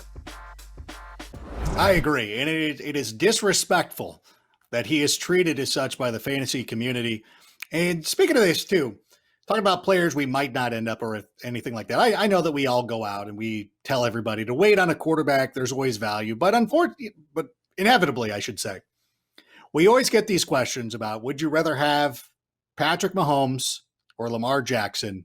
And so I know that we're probably going to wait. We're probably going to wait for a quarterback, but given those two options, which quarterback would you rather have this season? Oof. If they both cost the same thing and they're next to each other and I could pick either one, I am going to go Lamar Jackson. Coming into this season, I was completely sure that answer would be Pat Mahomes. And we stat out every single player for, the Ultimate Draft Kit, and I statted out the Kansas City Chiefs to have a great offensive year. Shocker, I know. Pat Mahomes was back up to 40 touchdowns for me, and I just knew he would be the number 1 quarterback on my list. And then when I finished statting people out and I looked back, there was Lamar Jackson at number 1. The rushing baseline is just too high. At the end of the day, I don't think, and I've got his touchdowns on the passing coming way down, but when you can have that level of consistency with the upside, and I love the weapons in Hollywood Brown and Mark Andrews, it's Lamar Jackson for me. I have a very similar story. I was convinced it would be Patrick Mahomes. I'm like, oh, that regression, it's going to hit Lamar Jackson. His touchdown percent, it's going to come down, and I brought it down over 2 whole points. And Lamar Jackson's still my number 1 guy. I understand that. And I know, by the way, you were trying to sneak in a plug. Do you want to go the Ultimate Fantasy Draft? Do you want to give your plug? Don't try to sneak it in. Don't try to be clever. Just give the promotion. Here's how unsneaky it is. When we talk about our fantasy rankings, we're talking about the Ultimate Draft Kit. Yeah. And so I'm just used to putting that in every sentence we say. It's what we pour our hearts, souls, lives into the offseason. We stat out every player, have hundreds of video profile breakdowns, and it's just really, it's our baby. It is our ranking. So when we talk about how we've got a player, that's where you find them. That is, Jason, but where would people find that? UltimateDraftKit.com, Mike. What a great URL. There it is. I'm glad you guys were able to score that one. That's pretty nice. And we do have some fan questions right now. I think we're going to pull up right now. Let's just go off the cuff. Let's see what the fans are asking, and I can't see my screen. Is Jacobs at 10 too soon for us? We already touched on this a little bit, but I've seen him going as early as 1.08. Is 10 a pretty good spot for him? Yeah, I think that's right around where you should grab him. I've often been getting more like Kenyon Drake there, and then Jacobs coming back to me in the second, but I'm fine with you taking him there. If you look at players who dominated on the ground in their rookie season, but were not involved in passing, so players over 1,100 rushing yards, fewer than 30 targets, almost 100% of the time, all the way back to 2000, do those players come in there next year and they're added to the passing game. Todd Gurley was one of those. Marshawn Lynch was one of those. Adrian Peterson, Cadillac Williams. There's a bunch of those guys who dominated on the ground, came back, and in their sophomore season were way better because they were involved in the passing game. And Josh Jacobs has that skill set. It's not like, Nick Chubb coming in, who you didn't expect to be involved. By the way, from rookie year to sophomore year, he had way more passing work, but it's just one of those things where Jacobs is a clear breakout candidate this season. Yeah, he's a clear breakout candidate. He's an absolute beast playing through that shoulder injury, just still handling the business. And if you want to stroll with me down narrative lane, there are whispers in the bushes that Coach Gruden was very upset that Josh Jacobs was not the rookie of the year and has said he is going to make sure that people feel foolish for giving that award to Kyler Murray and not Josh Jacobs. I think a lot of us heard that story as well. And it's so amazing how quick we are to be like, yep, I believe it. Like, I'm in. And it seems like if there was one coach who would actually feel that way and would go out of his way to do that, it's got to be John Gruden, right? That's why I bring it up, because Gruden feels like that guy. I mean, you saw him celebrating during Super Bowl 37. I think that he still doesn't laugh about the tuck rule. Like, he's still a bitter individual, and a bitter John Gruden is a John Gruden I want to get on board with. Let's move to another fan question, though. I think we're going to pull up right now. Or maybe not. Or maybe I'll just stand here, and now here we go. Here's our question. At the 5th spot in my league, should I take Henry or Cook in a non-PPR, which of course we refer to as a standard league? What do we got? So I am taking Dalvin Cook. I earlier in this thing I called Derrick. Look, Derrick Henry is the outlier, but Dalvin Cook was so incredible, and he cannot get game scripted out for the Minnesota Vikings. The problem with drafting Dalvin Cook, I don't like to draft insurance running backs. I don't draft backups for my team. Guys that are my backups, I should say. But if I'm taking Dalvin Cook, I have concern about the shoulder. I have concern about a running back who has never finished a full 16-game season. And I'm going to take Alexander Madison. Now, the nice thing about Madison is you don't have to draft him in the ridiculousness of the 7th or 8th round anymore. You can get him later and still have the insurance for Dalvin Cook. But if Dalvin Cook plays 16, I do believe he will outscore Derrick Henry, who Henry rode that wave of the quarterback switch from Mariota to Ryan Tannehill. When Mariota was in, Henry was good. Like, he was solid for fantasy. It wasn't until Tannehill came in and just was he just radiated electricity and was hitting on everything. All efficiency was happening for Ryan Tannehill. And that led to Derrick Henry being on the field way more. It led to more attempts, more touchdowns. So that's the only reason why, or the reason I would go with Dalvin Cook is because, look, if Ryan Tannehill regresses at all, that's going to affect Derrick Henry, where Minnesota runs through Dalvin Cook either on the ground or through the air. Yeah, some regression is likely for the Titans offense that we saw from week 7 on, but some regression doesn't matter with how dominant Derrick Henry was. In a standard league where receptions aren't giving me an extra point, Derrick Henry is a king. He was on pace from week 7 on for 1,998 yards. It was a great year. 21 rushing touchdowns. So yes, he'll regress a little bit. I wouldn't project him for 2020. But if I don't have to worry about the passing game, and he's the one back that, even though you say, okay, he might get game scripted out, in their losses, he was getting 18 carries a game. So he's not really game scripted out. It's the Tennessee Derrick Henrys. And so I'm taking him in a standard league over Dalvin Cook because of the injury risk. And if you look at Dalvin Cook at the end of last season, from week 11 on, he was the RB25. He wasn't putting up the points. He was averaging about 10 points per game. And so that, to me, I'm always worried about Dalvin Cook. He's a great talent. I loved him coming out of Florida State. always concerns me. And if you're in a standard league, I agree with Jason. I think that you should go with Derrick Henry. So that's our 2/3. We'll take that. And what about, we have one more question though we can look at here, if we can bring that up real quick. And I should get my monitor into a proper spot. Is Raheem Mostert even a solid RB2 with all the back that Kyle Shanahan uses? What do we think about Raheem Mostert this season? I am personally not a huge fan, and not because he isn't great and not because he's not going to have a ton of good games. It's because of the way that Shanahan uses it. Am I going to know which game happens to be the Raheem Mostert game and which game happens to be the Tevin Coleman game? I like Raheem Mostert in a best ball league. I think he's going to have a bunch of big games. I think the same thing with Tevin Coleman. So for me, if I am looking to draft one of these guys, I'm taking the almost free Tevin Coleman, who is an afterthought for fantasy drafts, and hoping that, I don't know, maybe the starter from week 1 last season is still the starter this season while Raheem Mostert was on that roster. So it's just a value proposition to me. I think Mostert costs too much for a player I'm worried about consistency. The draft price has gone down, though, for Raheem Mostert, which maybe that dip came from the offseason speculation of, not speculation, because it was Raheem Mostert saying, I need to make some more money. I would like to be traded, which we got that situation all fixed up. They gave him, a little gold bullion, make him feel a little bit more important, more part of the team, more valued. I have Raheem Mostert right on that edge of a running back 2. Currently, my running back 22 in half points scoring. I get it. Tevin Coleman, look, he's probably still the starter. They kept starting him over and over, but the running back who put up the second most rushing yards in a playoff game, I think he's going to be pretty okay for fantasy purposes. And if he's still there in the 5th or 6th round, like I've been seeing him recently, I'm perfectly fine with that. And you mentioned Tevin Coleman. I love that option as well. Are there some other buy low candidates we should be taking a look at?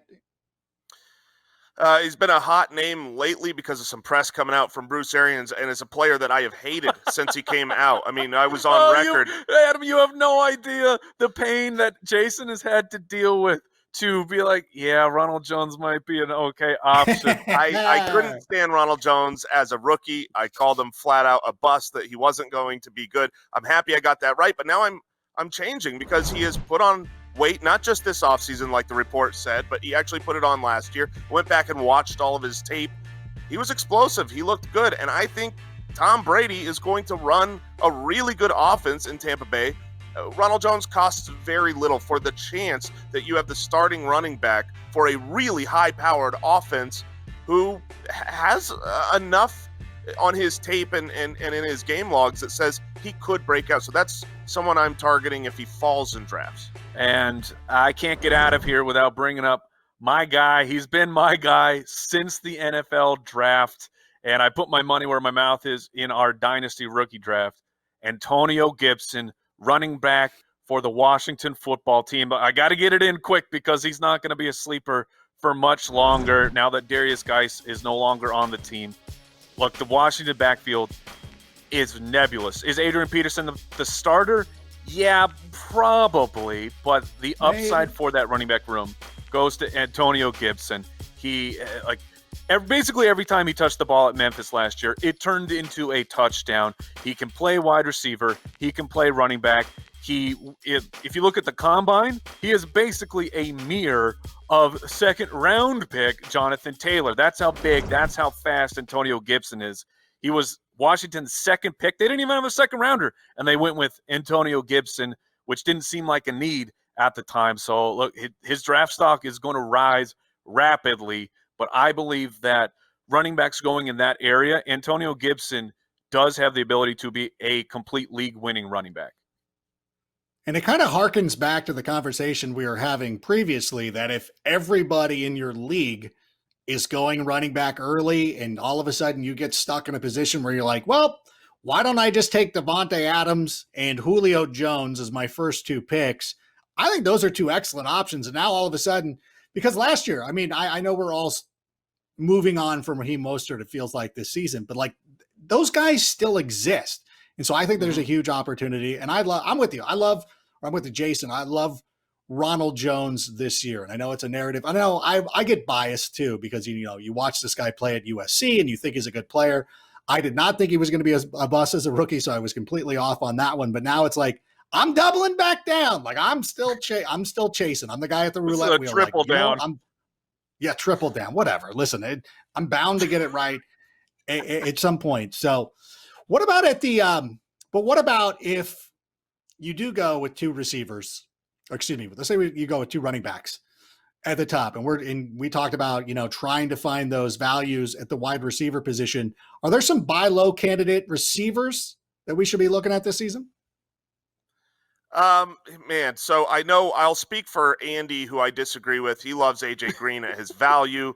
I think AJ Green is not someone I want to target. If I'm looking in the late rounds, depending on how late, there are two rookies to me that I think have a chance, even in this shortened offseason, to really show something special, because I think they were special in college. One of which is Jalen Reagor, Philadelphia Eagles wide receiver. He was great in my scouting of him in college, super fast. And now the opportunity to come in, we don't know if Alshon Jeffrey's going to be ready come week one. I think that they're a team that needs him. And Jerry Jeudy, while I don't love the quarterback situation as much for the Broncos, if you're looking for a late round guy who could just show up in the NFL and say, oh yeah, I am better than most NFL wide receivers already, I think Jerry Jeudy's as polished and as NFL ready as any wide receiver coming out in the last several years has been. So my buy low isn't necessarily like a late round. I'm buying low because the man is disrespected every single year for fantasy football. And he let people know on Twitter he's tired of the disrespect, and he is 100% correct. It's Robert Woods from the Los Angeles Bobby Rams. Woods. This dude is an absolute target and fantasy machine. Last year, he ends up as the wide receiver 17, and it's because he scored 2 touchdowns. Like, that's impossible to put up the reception total that he had. Well, of course, not impossible, but I'm saying it's impossible that he's going to repeat that. It happened. You give him his normal 6 touchdowns. I'm not giving him a huge boost, and he's right back in that wide receiver 1 discussion. He's going in the middle rounds where you can go running back, and then still get Robert Woods as your number 1 guy. Do you have concerns about the Rams offense? Because look, it's fair. What's going on with Cooper Kupp? What's going on with Tyler Higbee? Are they going to run that 12 personnel? What do things look like when they're doing and changing all these pieces? Oh, you know what it looks like, Mike? Robert Woods on the Woods. field the entire time, getting targets nonstop. Like, he's the man. I get Cooper Kupp gets all the touchdown glory, but Robert Woods is going to show up. He's going to get another 130 plus targets. He's going to be a PPR machine, and you can get him as your number 1, like I said, after just stockpiling stud running backs. I believe it is 6 years in a row that Robert Woods has outproduced his ADP, and it will be 7 soon. Oh my gosh, look who it is. I still freak out every time I see MJD. I've known him. It's coming up close to 20 years. I used to work for the Orange County Register. He was a member of the UCLA Bruins. And then we went on to do Madden NFL Live. We did Fantasy and Friends. We'll probably get this canceled. MJD, what's going on? Adam, I really do feel like every time we do a show together, they cancel it, even though it's fire. I don't understand it. It may be ahead of its time. I don't really know, but it is what it is. Hopefully this doesn't get canceled. And say hello to the fantasy footballers who are also joining us as well. Hello, guys. How are you? What's going on? What, dude? MJD, this is unbelievable. I really appreciate the time that we get to share with you. Like, you've been an incredible football player, incredible fantasy football player. I mean, you won me some fantasy championships. I appreciate that. Well, I'm charging 20% every time I hear that, so I need 20% of whatever you earned. We play for the love of the game. I'm dead serious. I know that MJD hears that a lot. Like, people are like, dude, you won me a fantasy champion. Listen, I have proof. Can we show? I think I have some proof here. Let me show you. This is from a fantasy magazine. In 2009, with the 4th overall pick, your boy Rank takes MJD. I won that year, by the way. It's on a trophy at the NFL Network. By the way, fun fact to point out, this is 2009. Frank Gore is still playing. No question. wow. And Larry Fitzgerald. Yeah, Larry's there. And Larry Fitzgerald. So, listen, Adrian Peterson.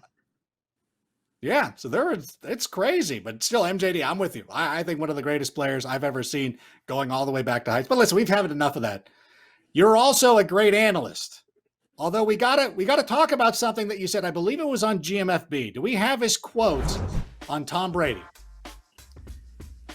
He is going to thrash 2007. 55 touchdowns. MJD, why are you so confident in Tom Brady this season?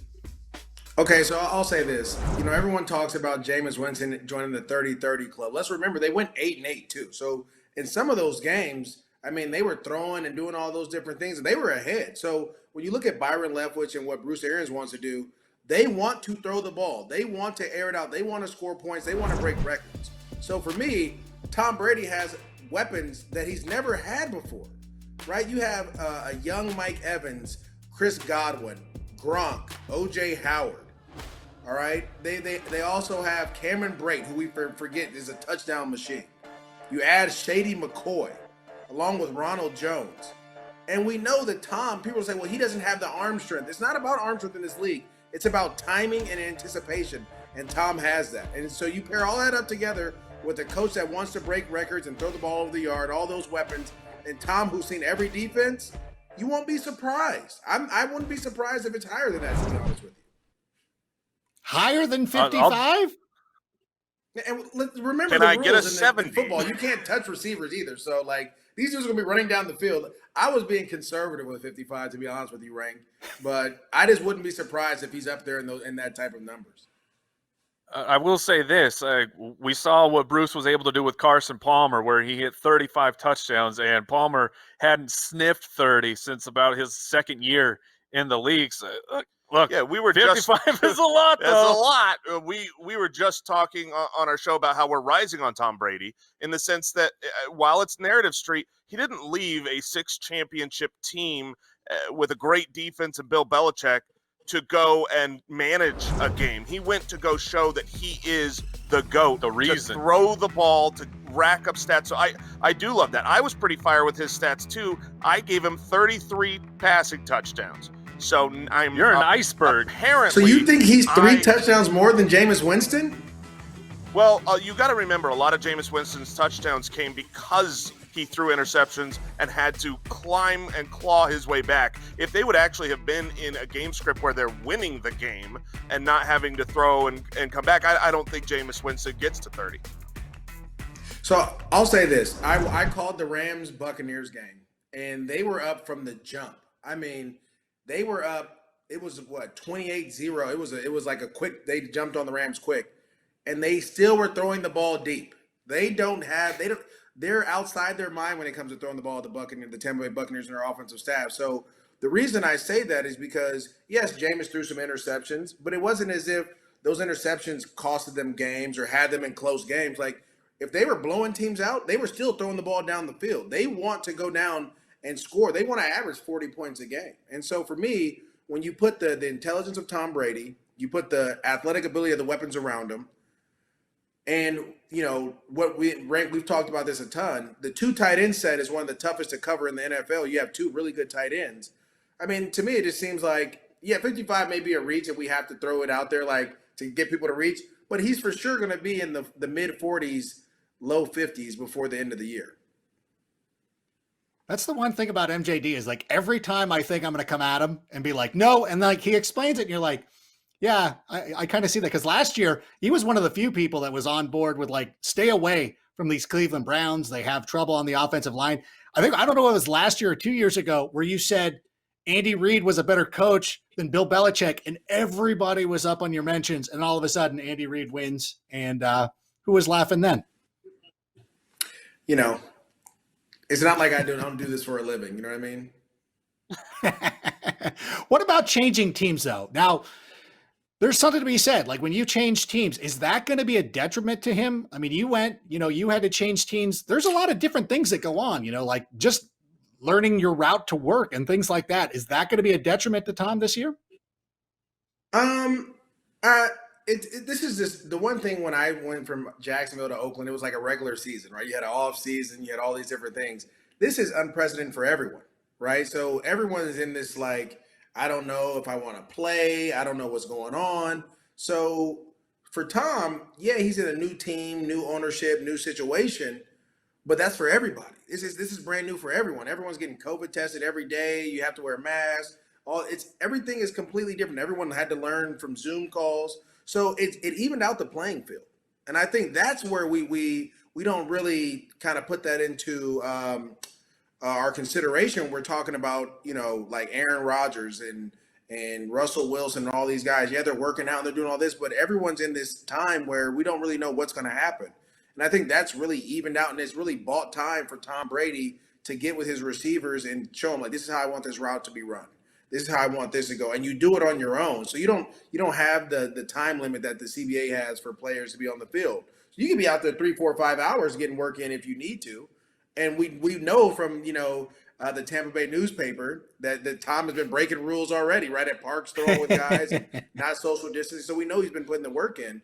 And so I just think, yeah, if it was a regular year, then possibly. But right now, we don't know what is going to go on, right? You have, it's going to be tough in division, and the South is a tough division. But, I mean, you added some pieces to this Tampa Bay Buccaneers team offensively that have, put them over the hump. But then let's talk about their defense and how their defense causes turnovers and gets the ball back and is able to make plays, right? So those are other opportunities that Tom really might not have had when he was in 2007, when they were scoring consistently and their defense was at. And then where last year they had a great defense that was giving them opportunities, but he didn't have the weapons to put up those points. So I kind of tried to mix all that in there together. And, again, I put a little mumbo sauce on the 55, but, it is you what got, it is. yeah, He doesn't yeah. want mumbo sauce. You know how this game works, and that's great. And you also are an accomplished writer for NFL.com. One of your most recent pieces was about second-year running backs who could break out this year. Two of the names listed. Let's start with Devin Singletary. Why do you see a big year out of him?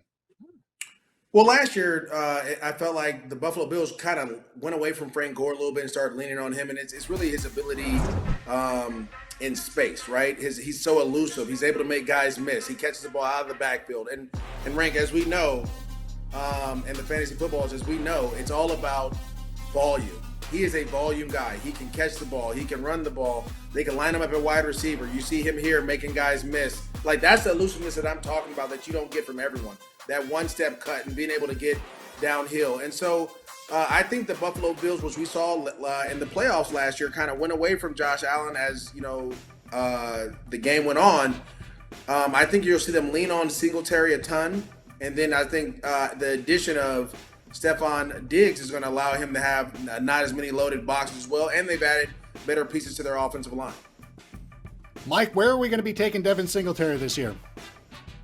Oof. Singletary he's a tough read in the fantasy community. I mean, they added Zach Moss in the draft, and like the opinions on Zach Moss they're kind of all over the board, what he's going to be able to do. And they came out the gate and they said, well, he's going to get the Frank Gore role. Well, we know that when Singletary was on the field, the Frank Gore role was 8 to 9 opportunities a game, just not very, very much. So does Zach Moss actually encroach on Singletary's work more? And we also saw that Singletary was not used at all in front of the goal line. They would go to Frank Gore. And look, love Frank Gore. He was not getting the job done when it came to goal line carries. Eventually, Josh Allen had to bail him out several times. So does that job go to Zach Moss because they just don't trust that Devin Singletary can get it done near the goal line? It doesn't matter if I believe Singletary can. It matters what the team believes. Yeah, it's silly because Singletary, I think, would dominate there. He only had 3 carries inside the 10 last year to Frank Gore, and Frank Gore missed time. Frank Gore had 18 carries inside the 10. And so now Zach Moss is coming in, a bigger body guy. So I do worry. I think Singletary is extremely talented. And between the 20s, he's going to rack up yardage. I just worry if he doesn't get the touchdown opportunities because of either Zach Moss or Josh Allen vulturing them, then you're going to end up kind of with that Phillip Lindsay feel where it's like, this is a really good running back who was really good and didn't help me for fantasy most weeks like I wanted. So that's kind of how I feel about Singletary. MTD, you also listed Miles Sanders in your story too. How do we feel about him in 2020? Well, I think it's kind of tough because the Eagles have done everything this offseason to build around Carson Wentz. So you've added a ton of speed through trade, free agency, and draft.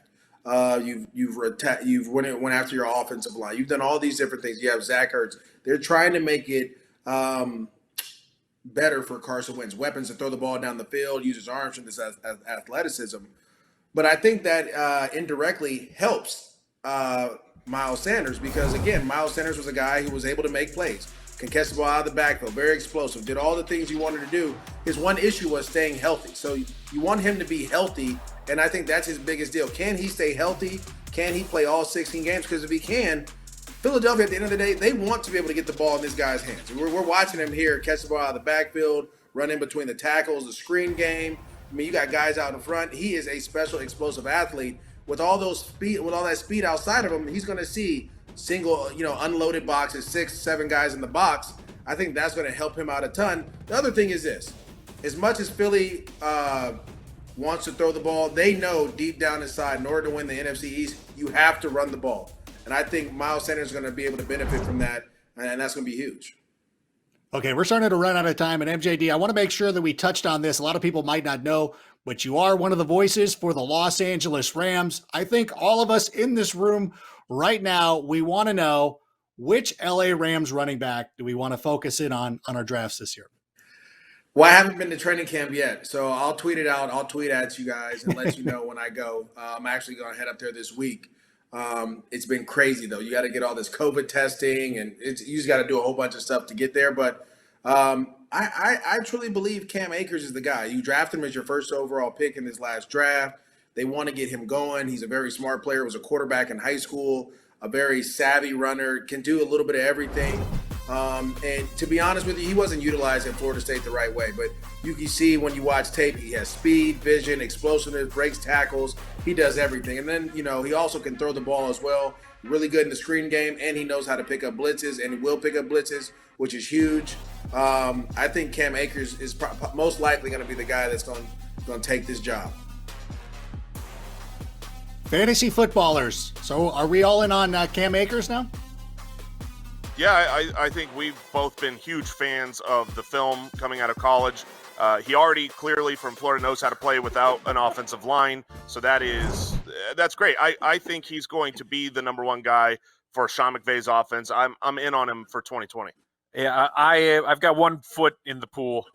I've still got a little bit of a trust and belief in Henderson coming out of Memphis. I loved his tape as well, and it was, a similar situation where the Rams shocked everyone that they took a running back in the third round when you had Gurley. You just don't have a need here.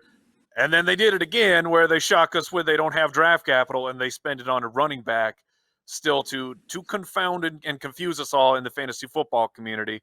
If I have to pick right now, I'm taking Akers, but it's going to be all about that average draft position, whether or not I'm willing to risk my fantasy team. All right. Well, I want to thank you three for going through these names. This has been very helpful. What's that draft kit again? I forgot the name of the website once again. What was that? Oh, it's pretty good. It's Ultimate. It's the Ultimate Draft Kit at ultimatedraftkit.com.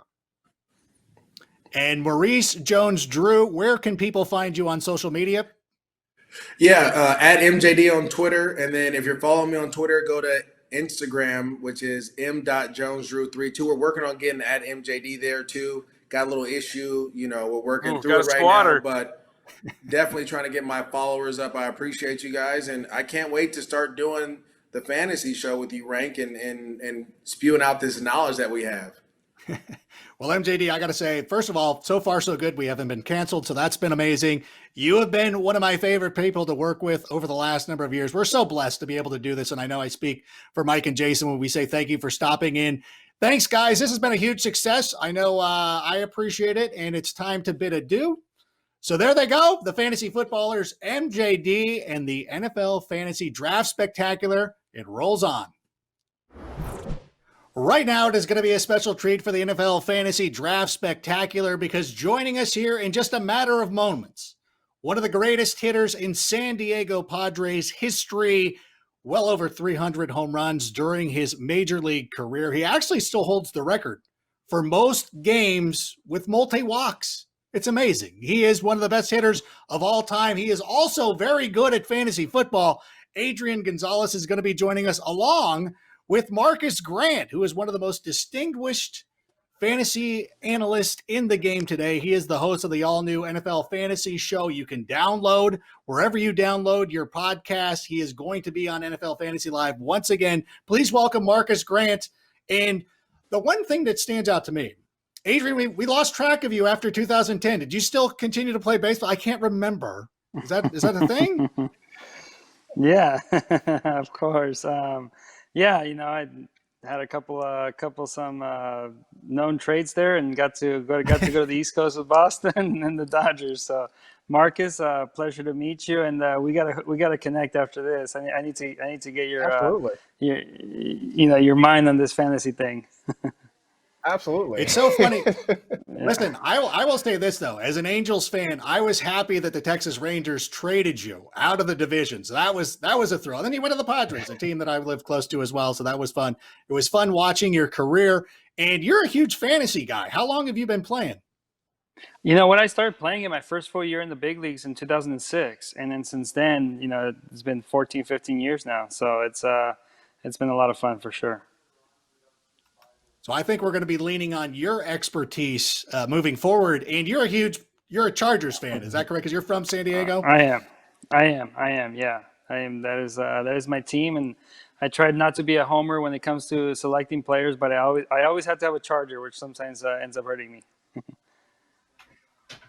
Well, I think there's some pretty good opportunities for Chargers this season. Let's start with Tyrod Taylor. Now, he has been a favorite of ours as a football player, but it hasn't been really working out for him fantasy-wise. How do you feel about Tyrod this season, both in fantasy and reality?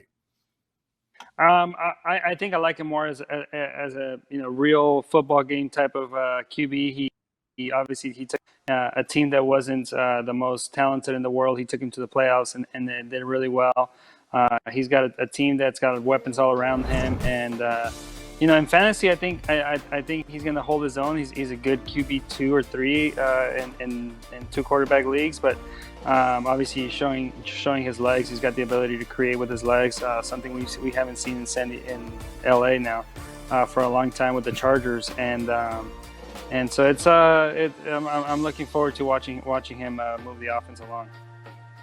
That feels like a little bit of a shot at Phillip Rivers, but we'll talk about that in a moment. Marcus, I know that you. I love Phillip. I love Phillip.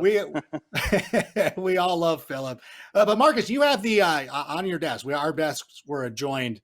You had the Tyrod Taylor. Are you still displaying the Tyrod Taylor this season? You know what? I hope to. I know that we are sort of prohibited from getting in the office, but if I can, maybe I'll get somebody to grab the Tyrod Taylor figurine off my desk. The thing about Tyrod this year, and I was talking about this recently on our podcast, is that you look at the numbers. You compare his numbers to Josh Allen, right? When they were both starters, they both were starters for the Buffalo Bills at some point, and the production is very similar. And for some reason, Josh Allen gets all this love as a potential sleeper quarterback this year, but people aren't really drafting Tyrod Taylor, and I haven't figured out why. I'm amongst that group. I, for some reason, have just sort of avoided drafting Tyrod, but I think we need to sort of rethink that, especially when you look at the weapons he has, right? He's got Keenan Allen, he's got Mike Williams, Hunter Henry's there, Austin Eckler can catch the football out of the backfield.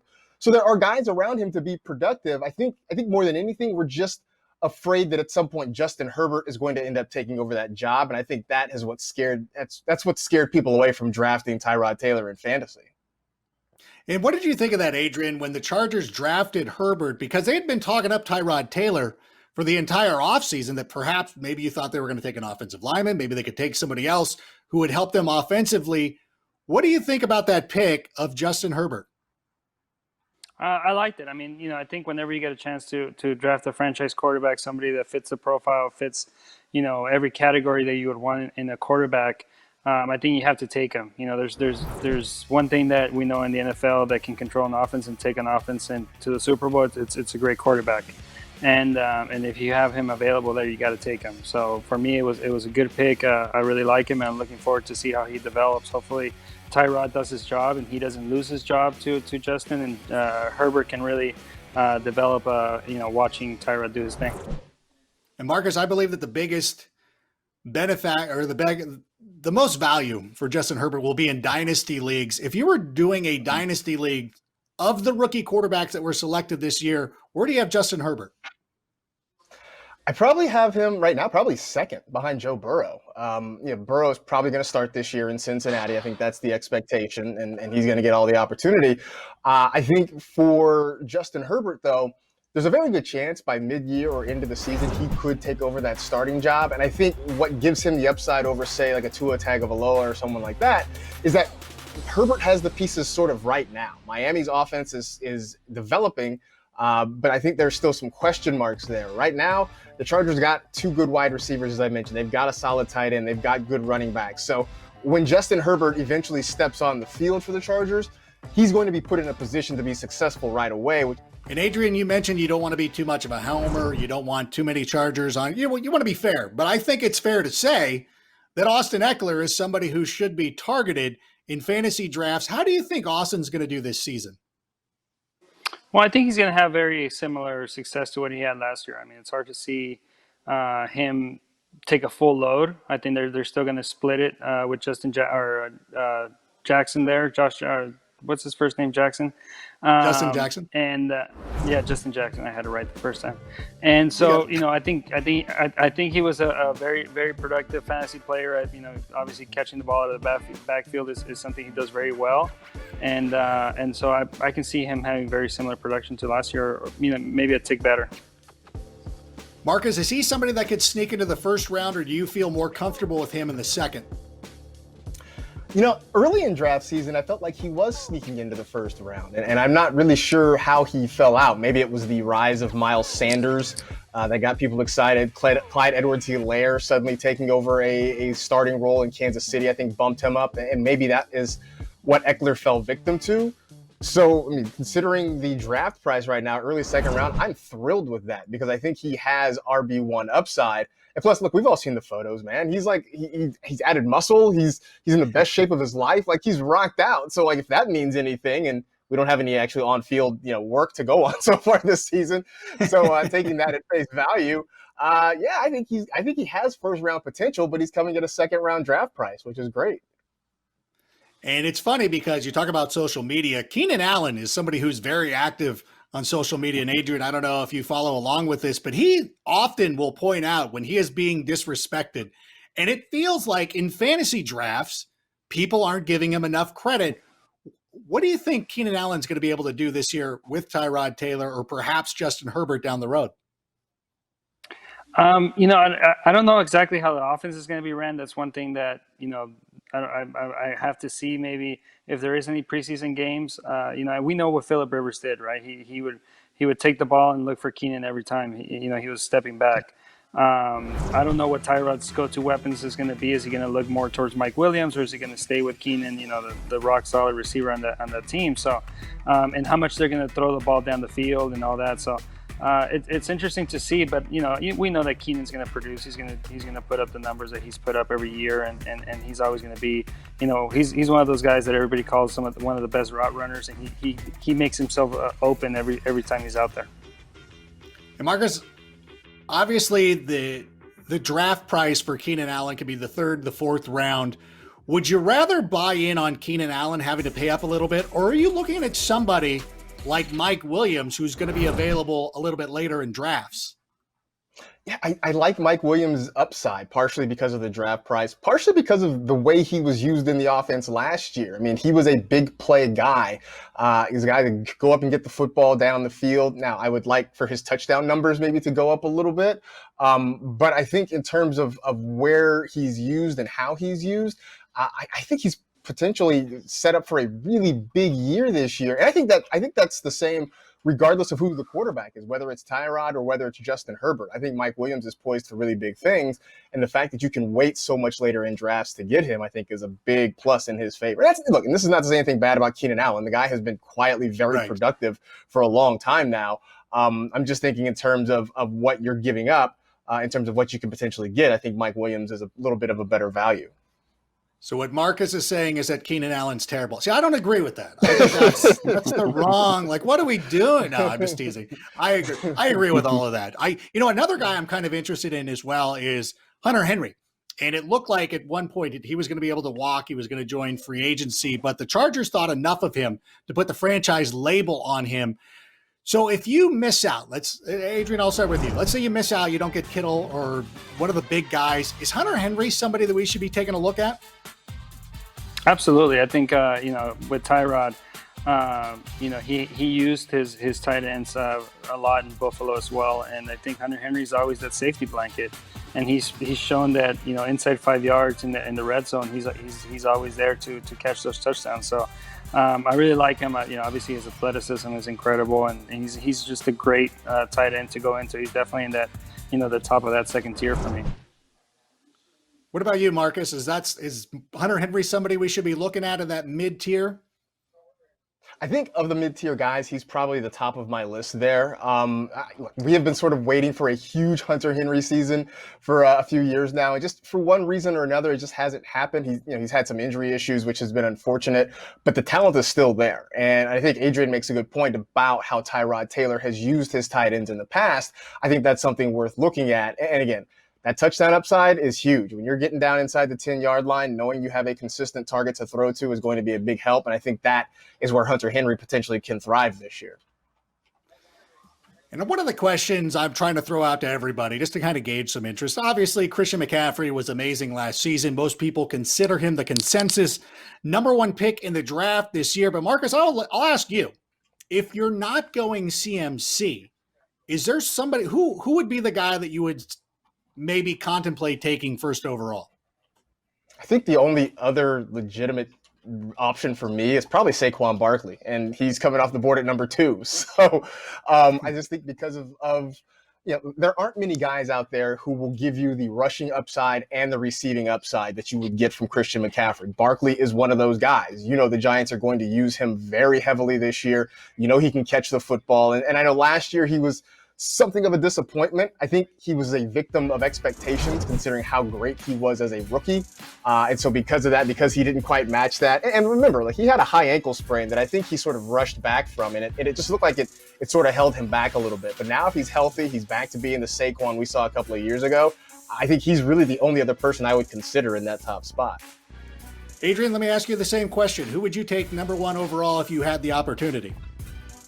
Well, I agree with Marcus. I think Saquon, one of the things that I'm really big on when it comes to getting ready for fantasy prep every year is looking at top upgraded offensive lines.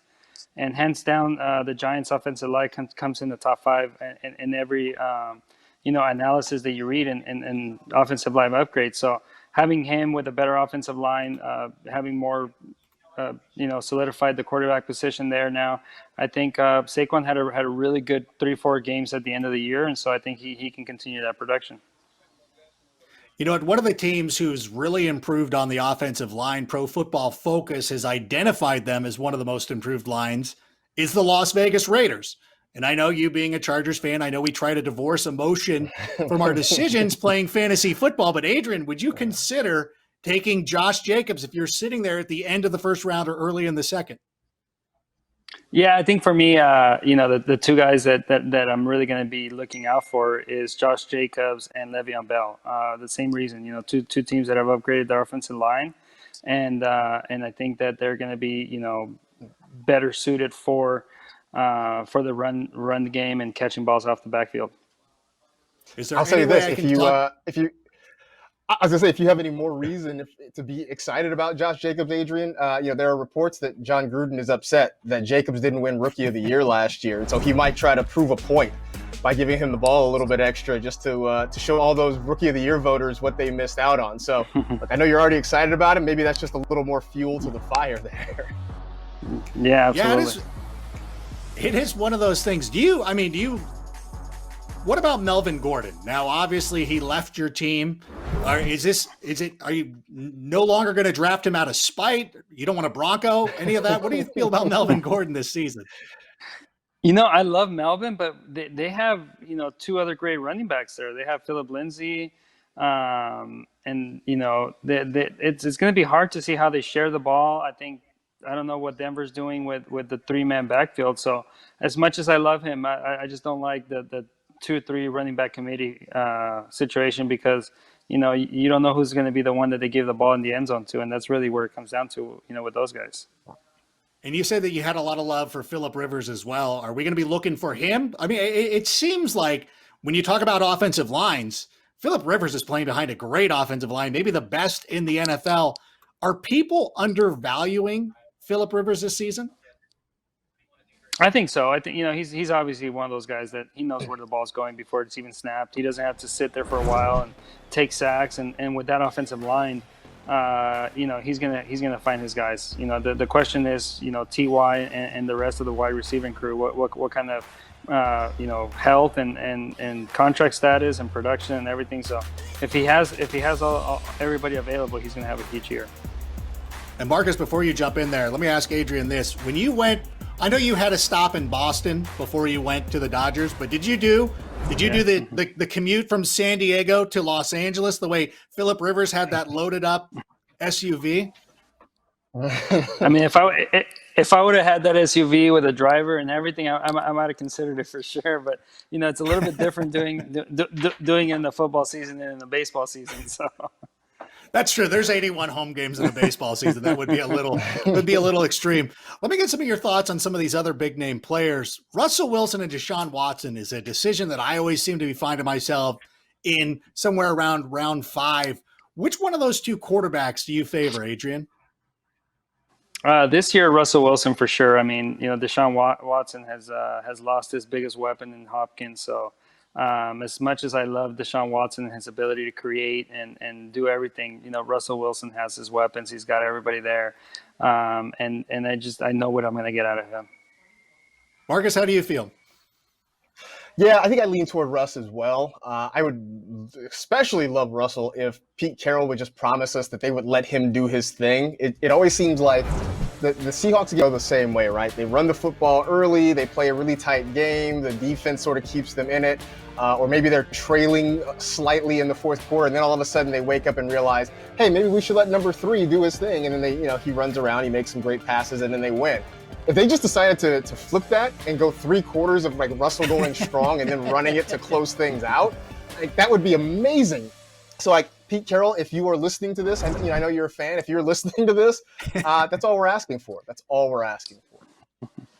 At some point, can't they just go 5 wide receivers and just throw the ball all over the field? Because I would love to see what Russell Wilson would be able to do in a full year.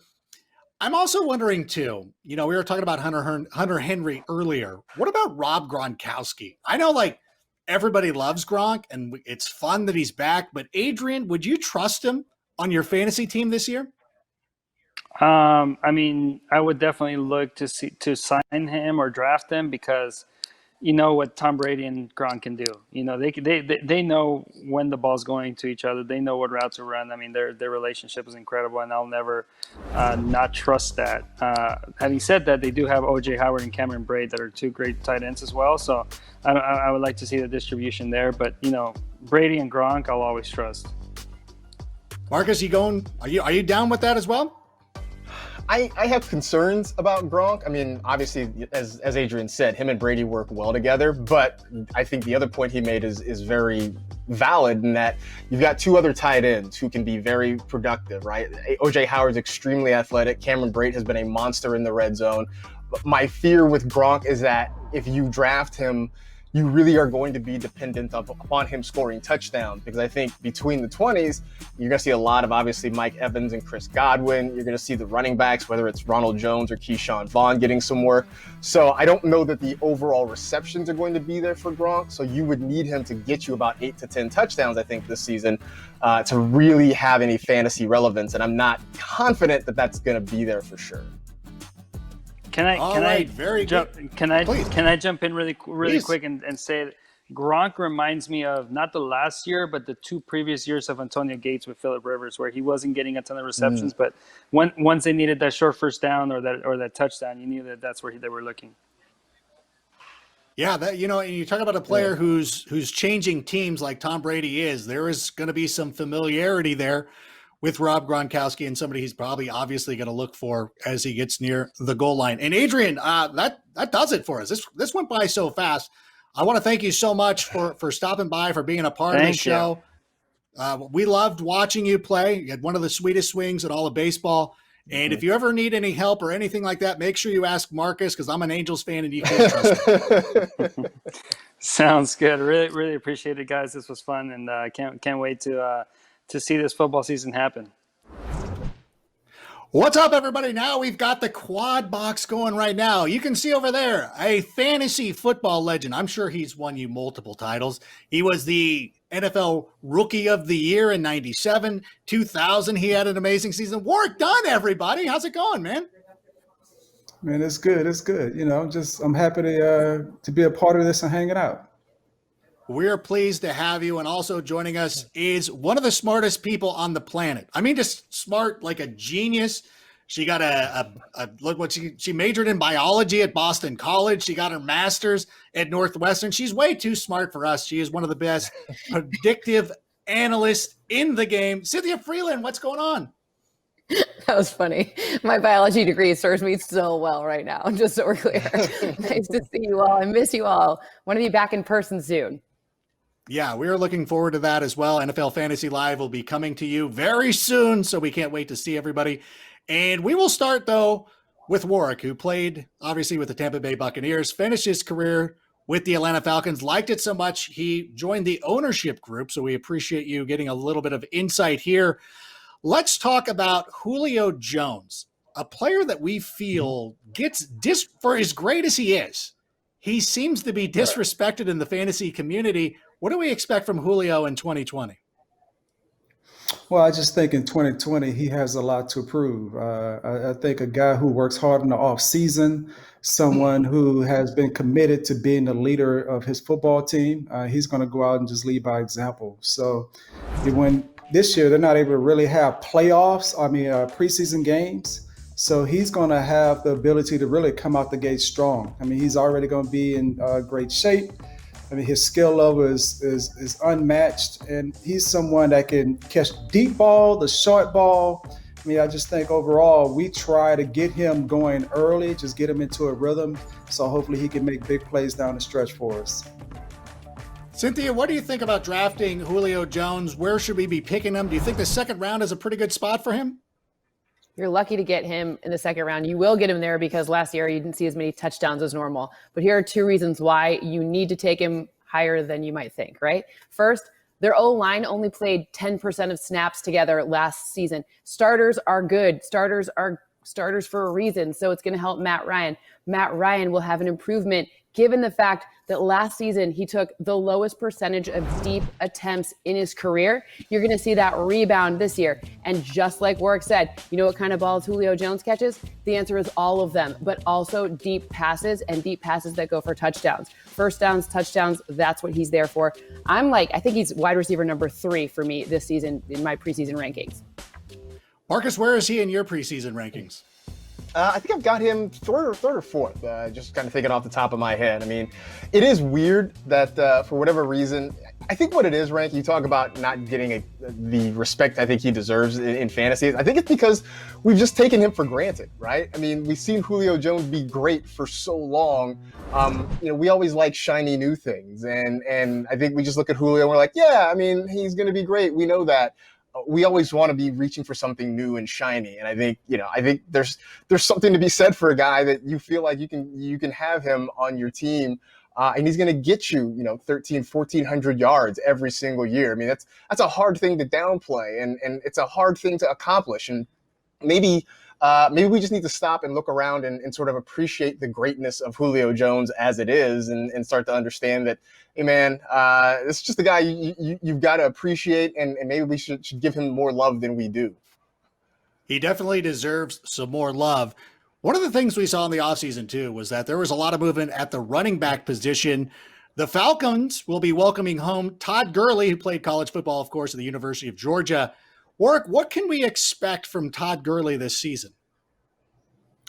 Well, I just think they're going to try to really work him in. I know we've had issues in short yardage and goal line situations, and Todd's history is that he scores a lot of touchdowns in the red zone by the goal line. He's a guy who has a knack for the end zone. So I think his value is going to definitely play in there, but he can also help Julio. I mean, this is a combination. I think that if we can have an established running game, you take the pressure, off the quarterback, and now Julio has an opportunity to make big plays. So I think having Todd really adds a lot of value overall to the football team, but we're going to be looking for him to definitely sniff that end zone a lot when we're in short yardage and goal line situations and getting key first downs throughout the game. And Cynthia, you mentioned the offensive line. I would imagine that has to help Todd Gurley in this situation as well. Yeah, absolutely. It helps Todd Gurley. And you know what else helps Todd Gurley? The fact that they'll be able to scheme to get him on those outside runs. You just saw all those lovely highlights of him. He runs outside really efficiently, and that wasn't able to happen last season for the Rams. Their O-line was not so great last season. And also the scheme, people picked up on it. Defenses picked up on it. So I think they're going to have an opportunity this season because of Julio Jones, because of Calvin Ridley. You got to account for everybody. So Todd Gurley will be a huge factor. He'll get to run on those outside edges again. And I think he's around running back 9, 10, 11, right around there. Where is he, Marcus? Where do you got him? I've got him, I think, around 10. What I'm really looking forward to is watching the Falcons hopefully integrate him back into the passing game. That was such a big part of why he was so effective with the Rams for all those years, is that they used him out of the backfield as a pass catcher. Last year, for whatever reason, they went away from that. He just didn't catch the football nearly as much as he had in the past. And I think maybe in some respects that sort of changed the dynamic in the Rams offense. I know for us fantasy football nerds, it sort of changed, Gurley's production levels. I think that Matt Ryan will get him more involved in the passing game. You combine that with what Cynthia was talking about with some of those outside runs. And look, time and wear and tear catches up to everybody. So Todd Gurley, obviously, this year isn't the same guy we saw a few years ago. But I think he can kind of get back to what we saw, closer to what we saw the last couple of years in Los Angeles. Marcus, I'm glad you brought up the passing game because there's a player that everybody is really focused in on this season, and that is Calvin Ridley. A lot of people see him having a kind of breakout similar to what we had last year with Chris Godwin. So, Warrick, I'll ask you, what have we seen out of Calvin Ridley so far heading into 2020? I mean, he's shown flashes of hey, I want to be in the top 5, top 10 receiver in the league. He's a big play guy. I think having Julio on the opposite side of him really takes a lot of pressure off of him, and he can just go out and play. And his play over the last couple of years, he's just really stepped up and made a lot of big-time catches, explosive plays at different times in the games that's really helped move us forward. And he's really having a knack now for the end zone. He scored a few touchdowns last year that really helped us a lot when we bounced back to having a better season than we started. So I expect him to continue. I just think he understands who's on the opposite side of him, what we're doing offensively, and I just look for him to be spectacular this year. Cynthia, are we again, I go back to the point about people expecting him to have a Chris Godwin type breakout. Is that what you're seeing as well?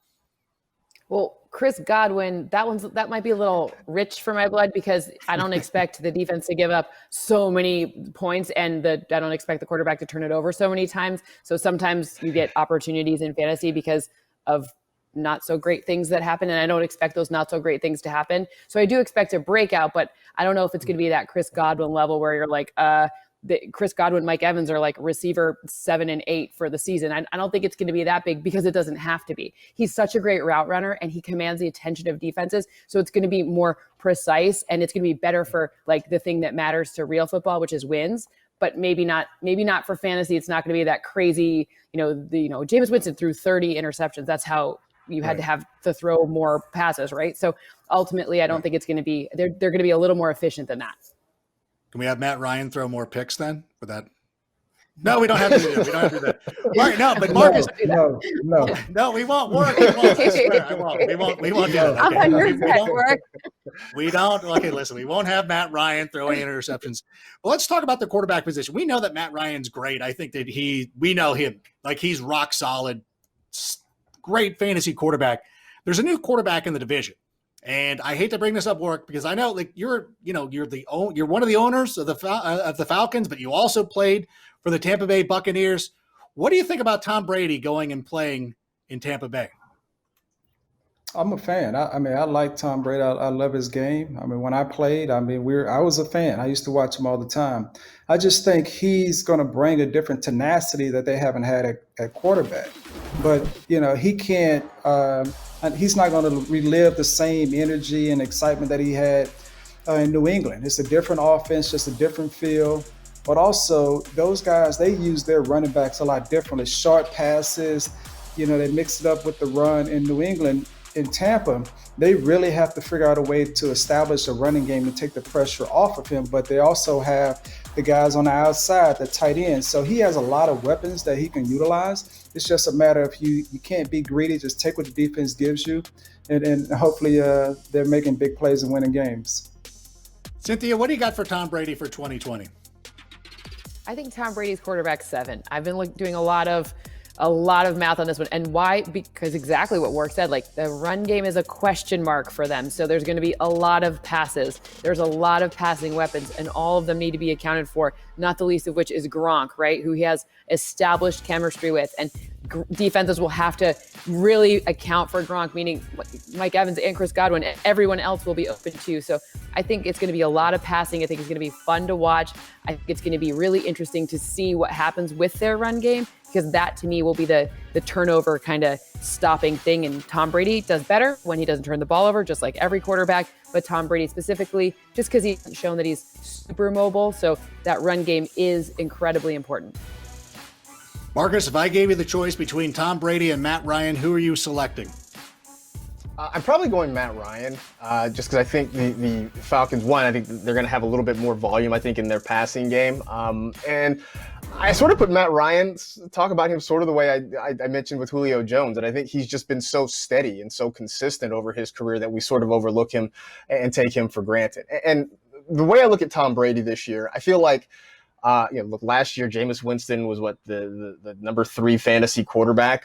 Some of that, though, had to do with his inefficiency, as Cynthia talked about. I mean, because he turned the ball over, he put the Bucs behind and had to throw the football more. I'm not expecting that with Brady. I think he will protect the foot. He'll be more efficient, and so he won't need to throw the ball as much. He won't put up as many yards or touchdowns.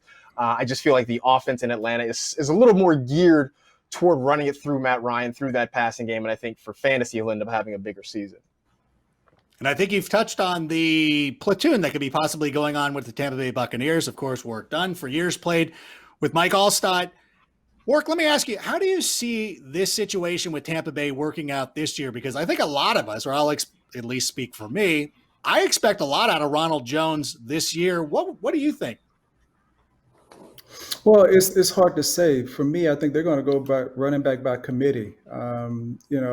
All eyes are going to be on Tom and the receivers and Gronk. So I think those guys do have opportunity to really sneak in and have a really good season. I can't say that I see a guy who's going to have a breakout and is going to be in the top 10 in rushing, but I just think they can create a lot of balance on offense if they involve the running backs, short passes, just have medium gains on the runs. But if you can do that, it takes a lot of pressure off of Tom in that offense. Cynthia, is there a running back we should be focusing in on in that backfield, or somebody who might be a better value or anything like that? No, just stay away for right now. Let's just keep it simple, right? I'm not saying to focus or not focus. Let's see how it plays out a little bit. I don't think this is something where, for fantasy purposes, you're going to be able to find a bunch of great running backs that have some good later round picks. I played out this a 12-person.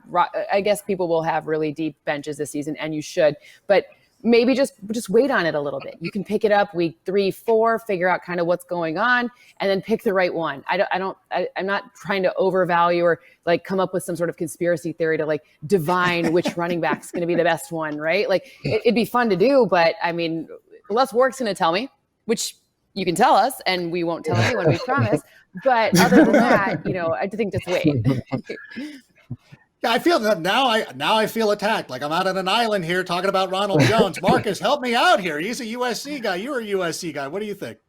Yeah, I'm starting to come around on this one. I think we're getting to the point where those of us who do this for a living are sort of being forced to draw a line in the sand. And I think I'm going to plant my flag with Ronald Jones, partially, I'll admit it, partially because I'm a homer and I want USC guys to succeed. Like I'm, you know what, I'm man enough to admit that sort of thing. But I do think there's something to the fact that, look, because we haven't had a traditional offseason, right? We haven't had guys be able to get on the field.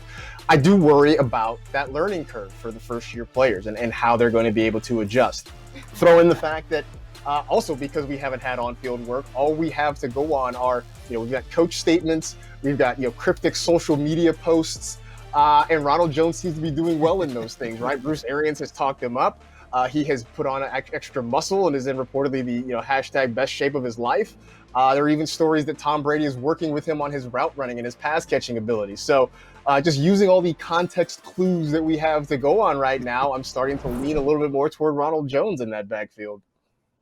It seems like the really smart people are saying stay away. And then Marcas and I are like, nope, we're all in. We're doubling down on this thing because we want to make it happen. And, I'll stick with the Buccaneers because, this has been something that's, been going through my mind as well. Chris Godwin, I mentioned him before. Mike, I think everybody is kind of considering Mike Evans a little bit of an afterthought. So, Warrick, I'll ask you, which one of these wide receivers would you focus on in your fantasy league? I would go with Mike Evans. He's been there and done that. I know last year Goodwin had a great second half of the year because Mike Evans wasn't there. So Mike Evans is really the guy, the big play guy in the consistency. I think Goodwin, he's come on lately. He still needs to prove himself. I think coming out the second year and picking up where he left off. But I would go with Mike Evans first, then Goodwin. I like both of them. So it's a tough one. They're both big guys that can take over. But I'll go with a guy who's been there consistent over the last few years with Mike Evans. And Cynthia, it seems like so many of us, and by many of us, I mean me, want to draw the parallel between Chris Godwin and Julian Edelman. Is that a little bit of a mistake? I don't know if it's a mistake. I don't know if I think it's a mistake. I just think that you can't replicate the amount of times they played together. Right? Like you can't just assume that it's going to be that great of a chemistry or that Super Bowl, he catches the most miraculous pass ever.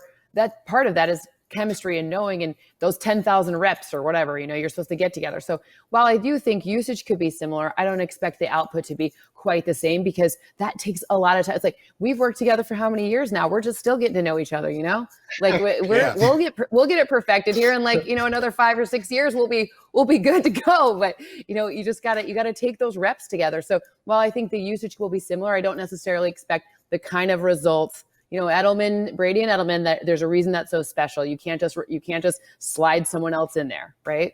So close, I will say though, but temper. I understand. Although last year on the touchscreen, I think, Cynthia, we crushed it last year. So Marcas, I will ask you the question though. Mike Evans or Chris Godwin, who are you going with? I think I'm going to go Godwin slightly there. It's a coin flip. I think I slightly go Godwin just because one of the things I think he does really well is he's great after the catch. He's really good at making people miss. Not a one-to-one comparison between Julian Edelman and Chris Godwin, but I think he will run some of those same routes. He'll do some of those things that Tom Brady is comfortable with. So I think we can have another big season. Look, if I miss out on Chris Godwin in a fantasy draft and I have to, quote unquote, settle for Mike Evans, I'm not going to be upset because he's excellent as well. But like I said, I think in a coin flip, I give Godwin a slight edge. It is one of those funny things about fantasy to think that you would be settling for Mike Evans at any point because obviously he is one of the best receivers in the game. And Warrick, I do want to talk a little bit too. Now, obviously, I've been a huge fan of yours. I don't mind saying it right now. And I think it goes back to not only you being a great player, but the work that you've done with Habitat for Humanity. And I think of the story that came out a couple of years ago about your history with Deshaun Watson.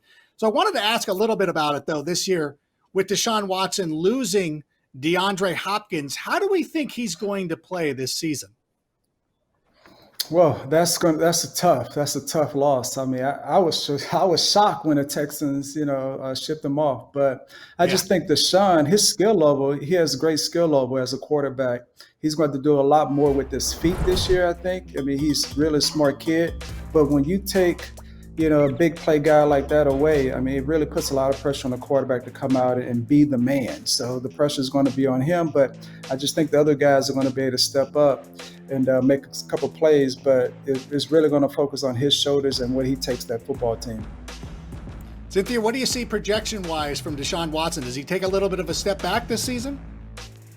I mean, I think no from a fantasy standpoint, because ultimately he's got to run, and that scores you a lot of points in fantasy. Rushing touchdowns, a lot of points in fantasy. That to me is like, he's, I think, quarterback 4, something like that. I still think it's going to be really high. I don't think he has reliable receivers, but I think it's going to be kind of this rotational, right? Like sometimes it's going to be a Kenny Stills game, and then you're just going to keep going through. There's going to be a Will Fuller game. Hopefully everyone stays healthy enough for that to happen, because Deshaun Watson is a special quarterback. And I think Warrick was really diplomatic in saying that he was surprised when they shipped DeAndre Hopkins off. I think it was more like my jaw was on the floor and I had to like have someone crane it back up for me, because what are you doing? Like, this is crazy. So I just think, unfortunately for Deshaun Watson, he's going to be asked to do more. But fortunately for the Texans, Deshaun Watson's really good at doing more. So to me, it's good for fantasy. Yeah. Maybe not good for those W's though.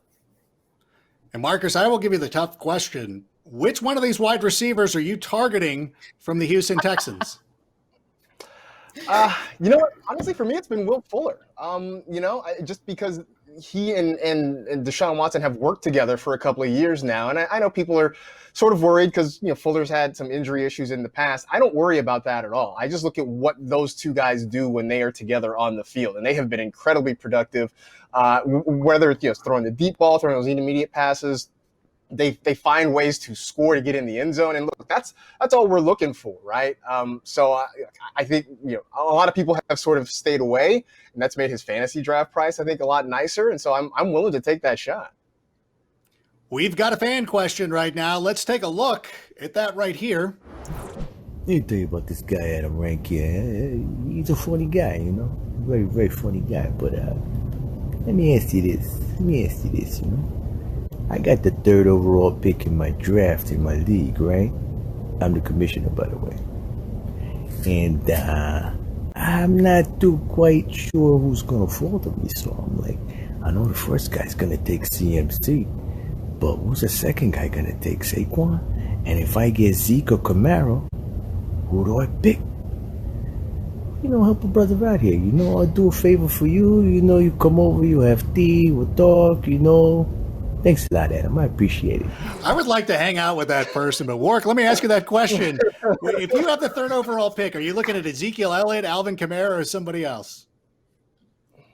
No, I actually like Alvin Kamara. I just think he does a lot. I mean, he can run, he can catch it. What they do in New Orleans, they utilized him. He's going to see the ball consistently. It's just a matter of he's going to catch a touchdown or run a touchdown. So, I mean, I like Ezekiel as well. I just think he runs a lot inside, but that offense really is going to go through the QB and not Ezekiel right now. So, I like the guy in New Orleans. Cynthia, do you agree with that? I completely agree. We're on the West Coast now, and that's what Mike McCarthy is known for. And I think all those receivers, I think West Coast can be best coast for the Cowboys, which means just less opportunity for Zeke, kind of overall. Like, I'm not saying he's not going to be the next pick in the draft, right? Like in your fantasy draft. But I have Kamara ranked a little bit higher for exactly the reasons that Warrick said. And I think that, you saw some reports that just came out, and just like Marcus did, all we can do is read what we see, what we've been able to see so far. And he said he was playing with some injuries in 2019. So if that was an injury year and now we're feeling better, like nothing but upside in that offense for me. And Michael Thomas is still there, and they did add Emmanuel Sanders, but that means there's still more passes that are short passes that need to be caught. Alvin Kamara is my pick totally. Marcus, I would let you answer that, but we got to move to one last question, and I want Warrick to talk a little bit about the NFL Legends community. No, you're perfect. It's me filibustering. The NFL Legends Community Fantasy Football League. Warrick, can you tell us a little bit more about that? Well, it's all retired players, legends, that we all come together and we actually do our own fantasy. We get the draft guys. We compete week in and week out. We talk a lot of trash. It's just really just bringing guys together to make sure they're still a part of the game. And they have an opportunity to, talk trash and see who's the best. But it's also at the end, you get opportunity, a trip to the Super Bowl, different gifts. So I know a couple of years ago, I won my league and I got a television. So, I'm all about winning, and I expect to continue that trend, even though I didn't do too well last year. So I'm gonna bounce back this year. Warrick, right, I have an Warrick, well, offer thank for you. you. What's that? I have an offer for you Yes, really quick, ma'am. Warrick. If you need any help with your league, I can help you. And then maybe in return, you can do the trash talking when I play with these people, because I need a little help with the trash talking. Whoa. I'm not good at it. Oh, I can help. I can help you with that. I'm a little low key with it, but I would definitely help you talk. Talk some trash. Well, Warrick, I'm going to have to ask you to leave now. If you're going to sit there and talk trash for her, I can't allow you to sit. But actually, I know you got to run. We do thank you for coming in to spend some time with us, give us a little insight into the Falcons, into the Buccaneers. Yeah. Thank you so much. You're a great player, great guy, and we thank you for stopping by. No, I appreciate you guys having me. Thank you. We also were going to be saying goodbye to Marcus Grant. Be sure to download the all-new NFL Fantasy Football Show, the brand new podcast. You can download that anywhere you download podcasts. Make sure you give that a listen. In just a moment, joining us in the NFL Fantasy Draft Spectacular, we have one of the funniest comedians in the world. You might know her from the Roast Battle, where she had a savage takedown of Dolph Ziggler. But if you're familiar with WWE booking, beating Dolph Ziggler's no big deal. But Sarah Tiana will be joining us. And also, you know him from The Bachelor. And I know that you hear him talk about relationship advice all the time. But you know what? This guy is a bright mind for sports, and we wanted to give him an opportunity to come out and talk, even though it's the Packers. We're going to let him do it. Nick Viall will be joining us as well. Let's do the quad box, because we still have Cynthia Frelund with us too. So I'm excited for this chat. We have a Falcons fan. We have a Packers fan. We're going to do a little back and forth. Are you all ready to go? Ready. Yes. Yeah. All right, well, let's start off. Now, let's talk about the quarterback position. Both of you have root for teams that have great quarterbacks, something as a Bears fan I would know nothing about, but that's okay. If we're looking to pick between Matt Ryan or Aaron Rodgers, who would we select? And Sarah, I will start with you.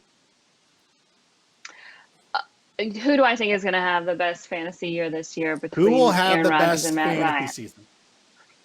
Well, I honestly, I stand Matt Ryan. I think he's going to have a great year. I'm always afraid if our O-line is going to hold up. I think he might have to hand the ball off a lot this year.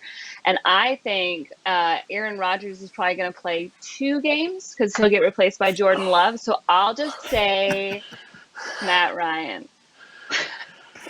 Nick, do you? I can't imagine you agree with that, Nick. I don't. In case, yeah. I'm going to have to go Aaron Rodgers. Couple reasons. One, it's the second year in Matt LaFleur's offense. I think you're going to see just a more succinct offense. I know a lot of people were thinking they're going to go run heavy with the draft that they had, but he'll check down to running backs a little more often. I think they're going to get a couple tight ends. I think a little bit more experience with their second-year player. I forgot his name. I don't know. The guy from Texas A&M. And I think Allen Lazard is going to be a better option. And so, yeah, I just think it's going to be year 2, a little bit motivated by the Jordan Love pick. And I think he's going to have a bit of a bounce back year in some of his numbers. Were you surprised, Nick, when they drafted Jordan Love? I was. I mean, it was one of those things where there were rumblings about it. There were talks. And when it happened, you're kind of like, did this actually happen? I think we all were hoping and wanted a receiver. Obviously, Aaron Rodgers did. But I am a Packer fan first, right? I love Aaron Rodgers. He's definitely my quarterback, but it's the most important position. It was a hard pill to swallow, but it's fine. I mean, we'll see. But we still have Aaron Rodgers. You don't know that receivers are going to make a difference, especially in this year with no mini camps, no off season really. So who knows how much a rookie receiver would have really made an impact on this season anyways. So it might have all worked out in that regard. So we'll see, but you never know. I think Allen Lazard is going to have a really good year. I'm bullish on Allen Lazard. And Cynthia, I cut you off. I'm going to let you be the tiebreaker in all this. Which quarterback would you prefer out of these two? So I'm taking Matt Ryan, and kind of for a mixture of both reasons. The first reason is because with the Matt LaFleur offense, you saw Aaron Jones lead the league, tied for lead the league in touchdowns last season. So the run game is more important, which means that there's less opportunities for Aaron Rodgers' numbers to be just huge. I think Aaron Rodgers is going to play a lot of good games that earn W's for the team. So if you're a Packers fan, it's great. But I don't necessarily think if you're playing for fantasy, I think you go with Matt Ryan, with Julio Jones and Calvin Ridley, and a team where the defense is a little bit porous, meaning a porous defense means other teams can score points. He's in a really hard division. That division projects to be what? I don't know. There's 3 teams that could legitimately win the division coming out of the South. So for me, I think Matt Ryan's going to have to pass for a lot more yards and a lot more touchdowns because they're going to be in more precarious situations more often. Unlike the NFC North, where we all know the Bears are going to win the division. But let's move on. I'm kidding. Okay. You're going to win it on field goals alone. Just field goal after field goal after field goal. All right, Sarah. We know. We've lived that enough. But let's move to the wide receiver position. 2 great ones. Davante Adams, Julio Jones. Nick, let's start off with you. Which one of these receivers would you prefer for your fantasy team? It's tough. I mean, Julio Jones is amazing. He's been reliable. But Davante Adams, I think he's had the most touchdowns of any receiver in the NFL over a recent period of time. He had the toe injury last year. And even though I am bullish on Allen Lazard, Adams is so much better than the rest of his peers on the team, and he has a great rapport with Aaron Rodgers. So he's going to get a vast majority of the targets, where I think Atlanta does have a little bit more options at the receiver position, and you might see Matt Ryan distribute the ball a little bit more. Sarah, which player are you looking at?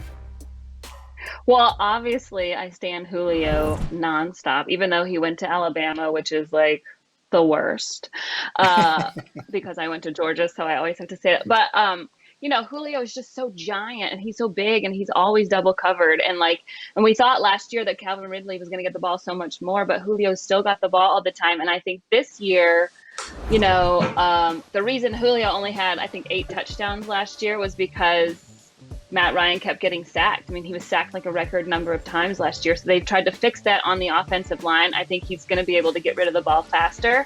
And I think he goes to Julio because when you have somebody who's, 6'4", 220 pounds, why don't you throw the ball to him every time?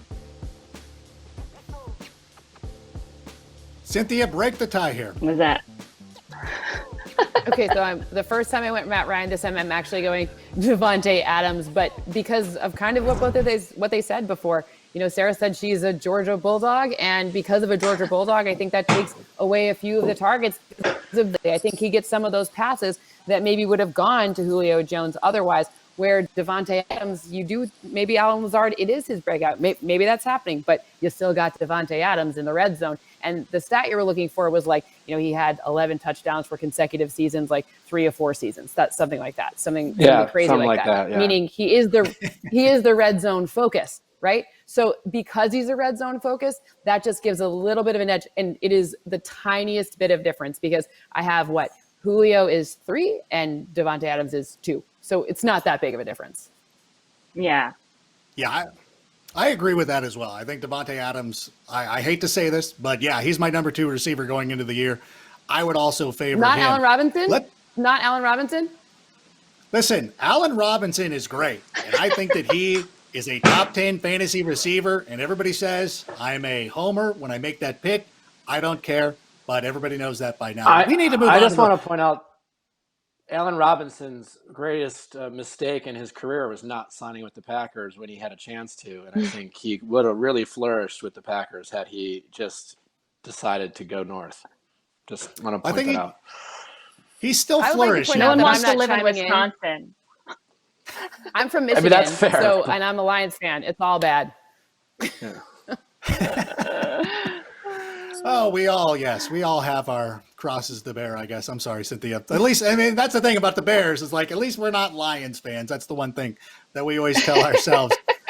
Ain't that the truth, I want to go to the running back position, though. And Sarah, of course, you being a Georgia Bulldog, you have to be thrilled that Todd Gurley is returning to the state of Georgia, this time to play for the Atlanta Falcons. He's wearing Deion's number, which is weird. How do we feel? Would you prefer Todd Gurley over Aaron Jones this season? Oh, it's so hard because I'm a girly girl, and then when he got hurt at Georgia, I was a chubby girl, like that was like what we all went for. We went for Chubb right after that. And so, for me, girly is kind of like COVID, where I'm just like every day I'm like, I learn something new and I'm like, I don't know what's going on. He's so unpredictable. He's so up and down. It's really, I feel like he's like an uncharted water, but he is this like workhorse and this beast, and he's so huge. And it's like, how do you not choose him over Aaron Jones? But with Aaron Jones, he's in like the last year of his rookie contract. He has everything to work for. And I feel like, LaFleur definitely wants to hand the ball off. I just don't know if Aaron Rodgers is going to give up the ball this year. I think he's going to try to air it out as much as he wants because he wants to get traded to another team. He wants to go to the Bears, but Nick, let me ask you: do you like Aaron Jones this season over Todd Gurley? I think it's tough. I think I don't trust Gurley's kind of injury history over the last couple of years, and I think Aaron Jones is amazing. But the Packers invested a second-round pick. I forgot the guy from Boston College. I forgot his name. A.J. Dillon. They have, which surprised a lot of people. But the Packers seem to be pretty high on him. They also have Jamal Williams, so I think they're going to be he's going to be sharing some carries, if for no other reason to try to save his legs throughout the season. So I think it's tough, but I'm still going to go Aaron Jones because he's a very dynamic player, and I just don't trust the health of Gurley. And Cynthia, is regression inevitable? Aaron Jones, 19 touchdowns last season. That seems like an unattainable number once again. Yes.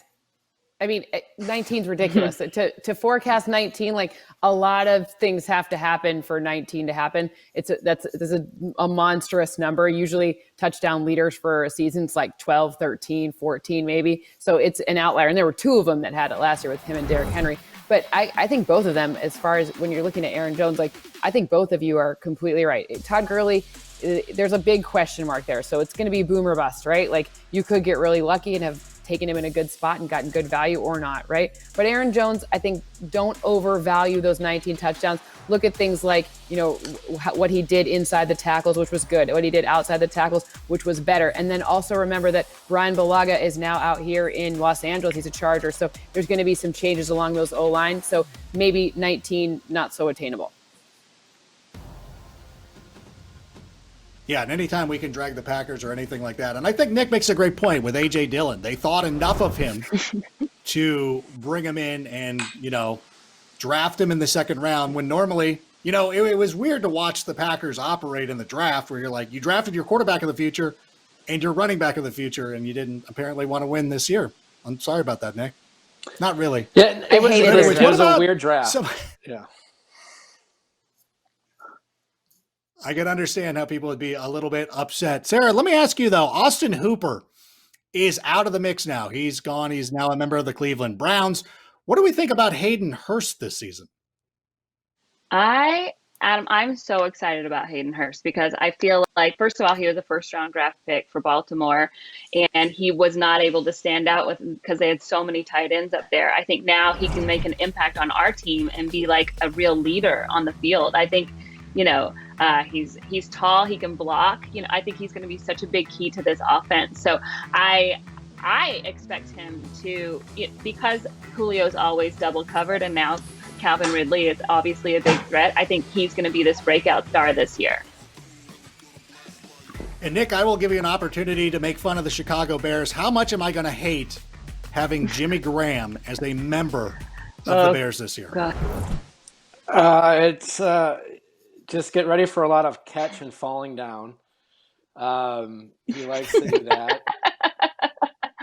He is what he is at this point. It's not pretty. You're paying him a lot of money too. It's super. We are, yes, we're paying him a lot of money. Yes, he doesn't block at all. It's not going to be fun. I do think. Can he still dunk the ball? Subtraction. Yeah, he can dunk. I think it was addition by subtraction to get rid of Jimmy Graham, if for no other reason that you're giving some of the younger Packer tight ends more opportunity to block, and run the ball. But Yeah, I mean, every year I've wanted the Packers to have a tight end with big fantasy numbers, and Aaron Rodgers just doesn't like. It's his tight end as much as they talk about the tight end in Green Bay. It's just not his go-to option. Seems to be more of a check down option, which as long as they're moving the ball. But yeah, I wouldn't expect anything from Jimmy. Cynthia, you wrote an article recently for NFL.com where you're going over a lot of your player projections. What was the projection you had for Patrick Mahomes? He's going to lead the league in passing touchdowns and passing yards. So it's the projection looks low because it's like, it's under 5,000 and everyone loses their mind if a quarterback doesn't throw for 5,000 and is projected to lead. But remember, it's a projection preseason, but I have 37 passing touchdowns, could even be more. And then I think it was like 4,890, so just 4,900 passing yards. And part of the reason why is the continuity at the position. So you look to see the Chiefs roster, the people who played the most snaps and quality snaps at very hard to replicate positions. The Chiefs returned the most starters from last season to this season. The chemistry with Tyreek Hill, with Mecole Hardman, with Sammy Watkins, like with everyone that they need for that offense to really just click on all cylinders. And of course, Patrick Mahomes being special, just like Nick said, all of those things combined. And even though you don't have Damian Williams, I understand, but the running back position is one where when you transition from college to the pros, it's a shorter learning curve. And Clyde Edwards-Helaire has a lot of experience in that LSU offense, and Andy Reid knows how to make a running back with that kind of profile work really quickly in the NFL. Yeah, what do you think, Nick? Clyde Edwards-Helaire has been one of those players who now is just rising up draft boards. Do you mind taking a rookie early in your fantasy drafts, especially at the running back position? Not at the running back position. There's always one that pops, and I always like to take running backs in offenses that score a lot of points, and I think that's a safe bet when it comes to that team. It's definitely the position you're going to want to take a chance off on any rookie, especially like in this year. I just think you want to put more value, like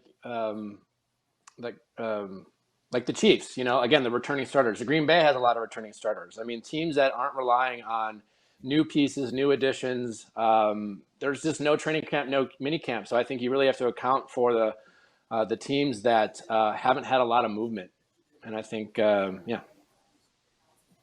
Sarah, who is one player that you've been drafting a lot? If you've been doing mock drafts or anything like that, who are you really focusing in on in your drafts this season? Man, well, first of all, I always draft a kicker in like the 8th or 9th round because kickers score so many points and people forget that because they score so many points. They score 200 points a season. So why not get somebody that can score a lot of points, especially a kicker from Chicago, and like that's all they need. That's the only way they score is with kicks, So like, why not just pile on with kicks? But I love tight ends. I love quarterbacks. I also feel like this year, like I'm trying to convince my league to get even more open roster spots because this year is so unpredictable. I feel like we should have, get at least a couple more reserves. Yeah, and that is one of the things. If you download the all-new NFL Fantasy app, you will be able to add some extra roster spots. If you start a league right now, we will have 3 extra roster spots, so we take that into account for you. And unfortunately, we're out of time. I don't know how we are already out of time. I could listen. I could sit here for more Bears bashing. If Sarah wants to take off on Eddie Pinheiro and Nick wants to talk about Jimmy Grant, I asked him that question, but I do want to give an opportunity to get in a couple of plugs here. Now, Sarah, you have a cool podcast called This Week in the 90s. Tell us a little bit about that. Me and my boyfriend, Chris Brockman, who's a sportscaster, we just kind of, we go back, we take the week that we're currently in and we can take those days and pick any year in the 90s to kind of rehash what happened. So we go back and we find fun facts. So whether it's Lisa Loeb being the top of the charts, and then I find all these cool, interesting things about where she is now. And we just talk about the 90s because after watching The Last Dance and all these cool documentaries during quarantine, we realized like that was like the greatest era that we ever lived in because there was no social media. So we kind of talk about that. And if you ever need to talk about the Monday Night Wars, when Scott Hall joins WCW, I am your guy. Out there. And Nick, of course, the Viall Files. Where can we find that podcast? You can find it wherever you listen to podcasts and on YouTube. You can also watch it if you want. And yeah, we focus a lot about relationship advice. We have a lot of interesting guests. We dabble in the sports world. Joe Thomas was a guest about a month ago. He was fantastic. Obviously, as you guys know, a very interesting and dynamic guy. Other actors, celebrities, personalities, and just have a lot of interesting conversations. All right. Well, Sarah and Nick, we cannot thank you enough for coming onto the show. We really appreciate it. And let's do this again real soon if you're ever down to talk about it. If you ever want to play in a league, you know where we're at. But thank you once again. I'd love to. All right. Thanks for having me. And Cynthia, we must say goodbye to you as well. We thank you for stopping by. It was obviously our pleasure. We look forward to a brand new season of NFL Fantasy Live in 2020. You're going to be a part of it. I'm going to be a part of it. I can't wait to see you on that show. Thank you so much for having me. But before I go, we better be back in the studio before Christmas time, because if I miss your wife's cookies, that entire platter with Rice Krispie treats, brownies, as many type of cookies as you can even imagine. Like, I'm dreaming about, it's August and I'm dreaming about it now already. So please tell her, like, we're going to keep my fingers and toes and everything crossed to make sure that we're back in studio before that. Regardless of whether we're in studio or not, once she hears that message, she's going to bake you a batch of brownies, cookies. You can actually put in an order. I think you can hit her up on Twitter or something. She's the best. Put in an order She's and she will deliver it to your house. Thank you. Joining the NFL Fantasy Draft Spectacular right now is one of the best professional wrestlers in the world. He is the 7th TNA Triple Crown winner. He is the 4th ever TNA Grand Slam winner. He just made his triumphant return to Impact Wrestling. We're going to be joined by Eric Young. And in addition to that, one of the best researchers on the planet. If you watch NFL Fantasy Live, all those incredible nuggets that you see in lower thirds and all the other jargon that I could throw at you in TV land, Michael Florio works tirelessly. So people like me look like I'm smart and I know what I'm talking about, but he is the brains behind the beauty here. Please welcome Eric Young and Mike Florio. Gentlemen, what's going on? Great to see you. Former best friends, me and Mike Florio. Yes. Former best friends and reunited best friends. Fantasy keeping us all together, guys. It's good to be here. My introduction, and rightfully so, does not hold up to EY's. His resume is awesome. The appearance of coolness is a thing, for sure. Well, we are in the presence of greatness. There is no doubt about that. So I appreciate both of you being a part of the show, and it's a lot of fun, and I love talking fantasy football, and it's now we're getting into the draft season, and we got a lot of important decisions to make as we're starting to look at fantasy football. And one of the things that stands out to me is some of the players who will be making comebacks this year. And I think one of the most notable is Cam Newton, who, a lot of people have written off, and now he is presumably the starting quarterback of the New England Patriots. So Eric, I'm going to start with you. How do we feel about Cam Newton heading into this season? For me, it's a 50-50. He's going to a good team. We know that. Masterfully coached by Bill Belichick. The problem with that, I feel, is Belichick with signing veterans and bringing guys from other teams that don't have a history of working with him. It's either like it works and it's Randy Moss, or it's Chad Ochocinco and he retires. So, it's a 50-50. It could go either way, but where he's going, it could be a massive value, even if it's just a guy that, he's going to score, 6-8 touchdowns on the ground. Belichick is going to use him that way. He's not afraid of hurting him or lowering his career. He is just about winning football games. And I think Cam Newton is going to help him do that. And you mentioned, too, before we jumped on here, obviously you've made your triumphant return to Impact Wrestling. There is something to be said about joining a new situation with a bunch of guys who are out to prove themselves. Is that something that could help Cam? Yeah, look at everybody in the NFL is a psycho competitor, right? They all want to be the guy. They all want to be the best at their position. They all want to be the best athlete on their team. Obviously, there's not room for that. Cam, I think, was a very good player at one point, kind of like a new wave quarterback, kind of like the first guy where they were like rushing was part of the game plan rather than an option. So yeah, I mean, look, Bill Belichick, if there's any coach I trust most to figure out how to get the most out of a player, it's him. But the truth is he's done this before. Half the time it works out, half the time it doesn't. So that's what I'm saying. It's 50-50, but where he's going in drafts, I think it's worth the gamble. Yeah, what about you, Michael? How are you seeing this situation play out in New England? I feel very similarly to EY. Like, I can't tell you it's 100% going to work out because Cam is coming off of a lot of serious injuries. And also, like EY said, with the Patriots, you never know when they bring in a veteran presence. But the price that you have to pay for him, you get him as a QB2. So in a one-quarterback league, he can be your backup quarterback. At that point, I think it is strictly upside because of all the rushing ability he brings. And, hey, maybe that shoulder's better and he can, look like the MVP type Cam Newton. I'm not expecting that type of season, but just the rushing ability that he possesses alone, I think he has the upside to finish as a top 10 quarterback, and you don't got to pay anywhere near that type of price. So I really like him getting him as my second quarterback. And Michael, I'm going to stick with you. I want to talk about one more player, Juju Smith-Schuster, because this is kind of a duo. You have Ben Roethlisberger and Juju returning. How do you feel about Juju this season? I love Juju this season. Last year, this is a guy who, late in August, was falling into the late first rounds of drafts, and we were all buying into the hype. He's finally the guy. There's no AB. And then everything went wrong for Pittsburgh last year. Big Ben only played one game before he got hurt, and then Juju was battling injury himself. We saw what happened with their backfield and their other receivers. There was just no health at all, no stability in that offense. And I'm not going to hold a down year with Mason Rudolph and Duck Hodges against Juju. I know the upside that he has, and Big Ben is healthy. He's healthy, so I'm really excited. And because of last year, no one is willing to pay, a first or a second round price. So you get him in rounds 3 or 4. I'll gladly take that discount and buy back in. He is once again a wide receiver 1 for me this season. Yeah, Eric, if he's sitting there at let's say the middle of the 3rd round, you need a wide receiver. Would you take a chance on Juju Smith-Schuster?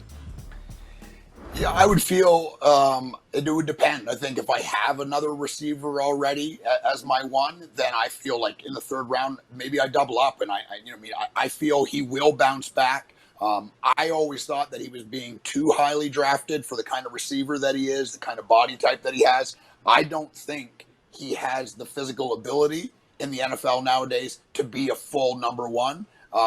It's great when Antonio Brown's on the other side and you got to double team Antonio Brown every snap. Yes, I mean, Juju Smith-Schuster was awesome, but Washington's not going to pull double coverage.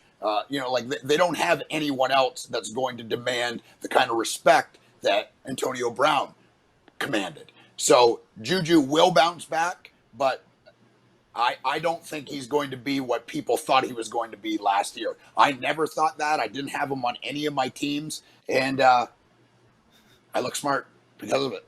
You do, yeah, yes. You always look smart. You look dapper too. My wife, by the way, wanted to commend you for shaving the beard. I don't know if she was trying to hint to me that I need to do the same thing, but when you showed up at Slamboree, she was like, or Slammiversary, excuse me. She's like, oh, look at Eric, he looks great. But as we're talking about comebacks, I have one other guest here who's going to join us. We're going to make this a quad. We're going to make this a 4-box, and we're talking about comebacks and people. And this is one of the cool things. Like, Eric, you're obviously a champion. Michael Florio, a champion researcher. Can we bring in Johnny Bananas? Is he ready to go? Johnny Bananas joining us. Ready as I'll ever be. Oh my gosh. First of all, I got to say congratulations on your 7th challenge championship. Somebody like you thought, we were sitting here talking about Cam Newton and players like that. Can you commiserate, people have written Cam Newton off saying that he could never win again. People were saying something similar to you. How were you able to overcome that? Same with LeBron, man. They were, I think, Bill Simmons. I remember last time I spoke with Bill. This was before this win.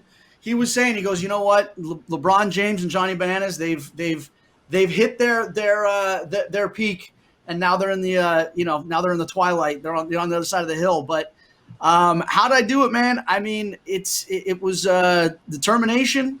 It was not letting the outside voices, the naysayers, the haters get to me. I'm not going to lie. I mean, Adam, based on what your past tweets on social media, that sort of thing, I know that you are a challenge fan. Your challenge IQ is pretty high. I couldn't take what was being said in the public eye about me being cursed, about me being over the hill, about whatever. I couldn't let that affect my mentality and my drive. And in fact, what I did is I actually had that help motivate me. And I think in a lot of ways, people either do two things when it comes to naysayers, when it comes to hate. They either let it become a self-fulfilling prophecy and they believe it, or they use it as fuel to help light their fire. And I think mine was the latter. I appreciate you coming on. It's been a blast watching it. And we're talking about comeback stories here. And Eric, I want to move this to you. Another player that we were going to talk about here is Le'Veon Bell. Somebody who, took a year off, joined the Jets last year. It was kind of a disaster. Do you think that he can overcome, Adam Gase not playing for the Steelers? What do you think about Le'Veon Bell this season? I mean, judging by running backs' history with Adam Gase, I would say probably not. I mean, he's an interesting coach, an interesting fellow, makes a lot of interesting choices. And I mean, the reality is we don't know what really goes on, but we know enough to know that Le'Veon Bell is not his choice. He never wanted him there. He never wanted him part of the team. And now he's going to be forced to use him because of the money they're paying him. I guess you could say he took 2 years off. I mean, really, I don't know if that makes a running back better, but I'm avoiding him. I'm avoiding him completely. I like Sam Darnold. I think that he's going to surprise a lot of people this year if some of the people in the wide receiver core can stay healthy. Chris Herndon can stay healthy at tight end is a really sneaky pick, I believe. And I think the Jets could make a little bit of noise, but it's not going to be because of Le'Veon Bell. Understand. I just did an interview with I just did an interview with Austin Eckler of the Chargers. Guy's hungry. Okay. I think if you guys want to draft a really good running back, all right, who I think has a very high upside, he's the man. What's funny is Johnny Bananas gets time with Austin Eckler. We asked him to be a part of this show. He turned us down. So I think that, I got to step my game up so I can get to Johnny's level. So Austin would join. Like Eric and I are bald. Like he's here in spirit. He's here in spirit, Adam.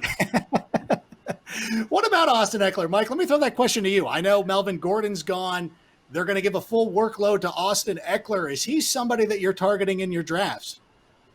Austin Eckler is probably the player that I'm most targeting in my drafts this year. I love getting him on that end of the round one or early round two. And why I like him so much is he was the RB4 last year, averaging less than 35 rushing yards per game. Like, just compute that. Like, he wasn't even getting 40 yards a week, and he was the RB4 in fantasy football. And I get the concerns that with no Phillip Rivers, that they're going to throw the ball less to the running backs because that's the staple in Rivers' game. But I think Austin Eckler is one of the absolute best pass catchers in the NFL. I think they're going to design plenty of work for him. And I think this backfield is going to operate kind of how we have seen in New Orleans, where like Alvin Kamara there dominates the passing game usage, and then he splits the groundwork with another back. I think that is why Joshua Kelly was brought in to be that hammer to Austin Eckler's like lightning. But I love Austin Eckler. Last year, no fantasy players scored more on a per opportunity, an opportunity being a touch or a target. He is just so explosive every time he touches the ball. One of the best pass catchers in the league.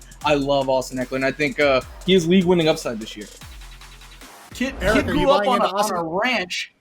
Kid grew up on a ranch in Colorado, all right? Hanging barbed wire fences at altitude in like knee-deep snow, all right? And that's what I was saying. I was like, no wonder you've got such good cardio. And I mean, anyone that grows up hanging barbed wire as a kid, dude, is going to be tough as nails, man. So yeah, it's upbringing. Well, Eric's tough as nails. Are you going to go with Austin Eckler this year, Eric? I've never hung barbed wire. My concern with Austin Eckler is he put on a bunch of weight. And I feel sometimes with running backs, we've seen in the past, everyone wants to be excited about it, but often it's the kiss of death. These guys lose their explosiveness, their speed. I can tell you as a person that sits here at around 218, I was 257 at once, and it didn't make me faster. I guarantee you that. Damn. So 10 pounds of weight on that small frame, it does worry me about not pass catching. I mean, that's not going to affect that, but just his explosiveness and his ability to run away from people. So I know he's going to be more of a bell cow there, but the weight gain does worry me, because we've seen this over the last 5 to 8 years in the NFL. Anytime we see that in the offseason, they're talking about getting bigger, wanting to have more muscle, to take more of a beating. It slows them down, and they lose their explosiveness and their side-to-side agility. Doesn't help on the Johnny? challenge either, Adam. We all saw was what gonna happened to CT after he put weight on. That is one of the, if CT comes back for another season, he's got to drop a couple of LBs if he's going to want to compete or do anything like that. That's why you've surpassed him. That's why you're the GOAT. We can all remember what happened in the past, but who has 7 rings right now? It's Johnny Bananas. Yeah, I mean, listen, Tom Brady and LeBron James can't even, Michael Jordan can't even say that. So he retired for a while, and go ahead. That's what I'm saying. Like, I don't know, because I think one time I insulted you where I said that, oh, yeah, like Johnny Bananas is the Tom Brady of the challenge. But now I believe the conversation has become, is Tom Brady really the Johnny Bananas of the NFL? There you go. I think that is the conversation. I think, now, while I grew up watching athletes like Michael Jordan and Tom Brady and being like, how do these guys do it? I one day want to aspire to be that good. I think now the two of them are watching MTV and being like, how does this Bananas guy do it? I got to figure out his trick. I got to say, though, Tom Brady really is such an inspiration, because for a guy at, was he 41 now? Still 43. 43. Just he's making it look easy at his age, right? You saw what happened like with Peyton Manning when he got later into his career. It was like this guy was throwing like dying ducks down the field. Tom Brady is still, I think a lot of it is a testament to like his conditioning, the way he trains. He's got this whole like crazy way of training where it's like he doesn't put on a lot of muscle. He just wants to be like very limber and very light. And the guy's just an absolute horse, man. And it's really impressive what he's been able to do to be able to compete at the level that he's been able to compete at for this long. Is a testament again to, I think, this guy's work ethic, his desire just to do things differently than everybody else in the league. I think, again, the fact that the guy's not exactly lighting up the radar guns, when it comes to his speed. And I think that's actually helped him because he has no other choice but to be a passing quarterback. He doesn't have the ability to try and, be agile and juke people out. But he's a freak of nature, that guy. And really impressive what he's been able to do. Eric, I was going to say, like, the NFC South now has all the older statesmen, it seems, of quarterbacks, obviously Teddy Bridgewater being the young gun. If you had to choose between Brady or Drew Brees this season, which one of those quarterbacks would you be looking at? I'm going with Drew Brees. He's playing on the same team, the same system with the same coach. And I'm not saying Tom Brady can't learn that, but he's played in New England his whole career. He's had one coach his whole career. He's got Gronk, though. Yeah, Gronk looks like he fell in the dryer. He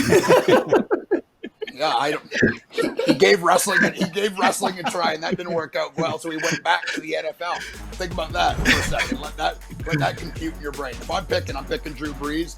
I'm super excited to see what happens to Tom Brady. I do believe he's one of, if not the best quarterback of our life. But we're going to really find out, man. We're going to find out, was it Belichick in the system or was it Tom Brady? Yeah. And if I'm willing to bet, I'm going to say it's Belichick in the system.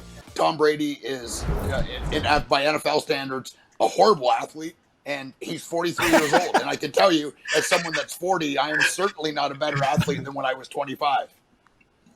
Well, Johnny just won his title at 38, probably. So he's not there. There you go, man. You know what it is? I like to compare it to like what happens to pitchers later on in their careers, right? Guys like, who start as like fireballers when they're young, when they don't have the ability to throw it past them, they have to change up their style a little bit, man, and spot their pitches a little better than, just trying to throw them past people. So, that's kind of what I've had to do. I'm not who I used to be either, but it's like you have to start using your brain a little more and be more manipulative than you were in the past. So, Michael, I want to bring up a point. Like, we saw Michael Thomas, and it seems weird that we haven't been talking Michael Thomas all day. And Can we expect him to have another magnificent season like he did last year, where he set the record for most receptions in a year? What are you thinking of Michael Thomas this season? So I would not draft Michael Thomas expecting him to have a season like he did last year, where he was just head and shoulders better than everyone else. He set numerous NFL records. I mean, I would never expect another historic season on top of a historic season. But Rank, to me, Michael Thomas is a lot like Mike Trout in fantasy baseball, right? Like, is he going to be the number one player every single year? Probably not. And if he's not the number one wide receiver this year, would I be surprised? No. But he's the safest of all of them, and he is going to be top 5 unless he gets injured. So that is why he is still, once again, my number one wide receiver, because I don't think there's anyone safer in the game of football right now than Michael Thomas. Wait, you weren't besmirching Mike Trout, though, right? Did I get that correct? correct? No, yeah, you can't.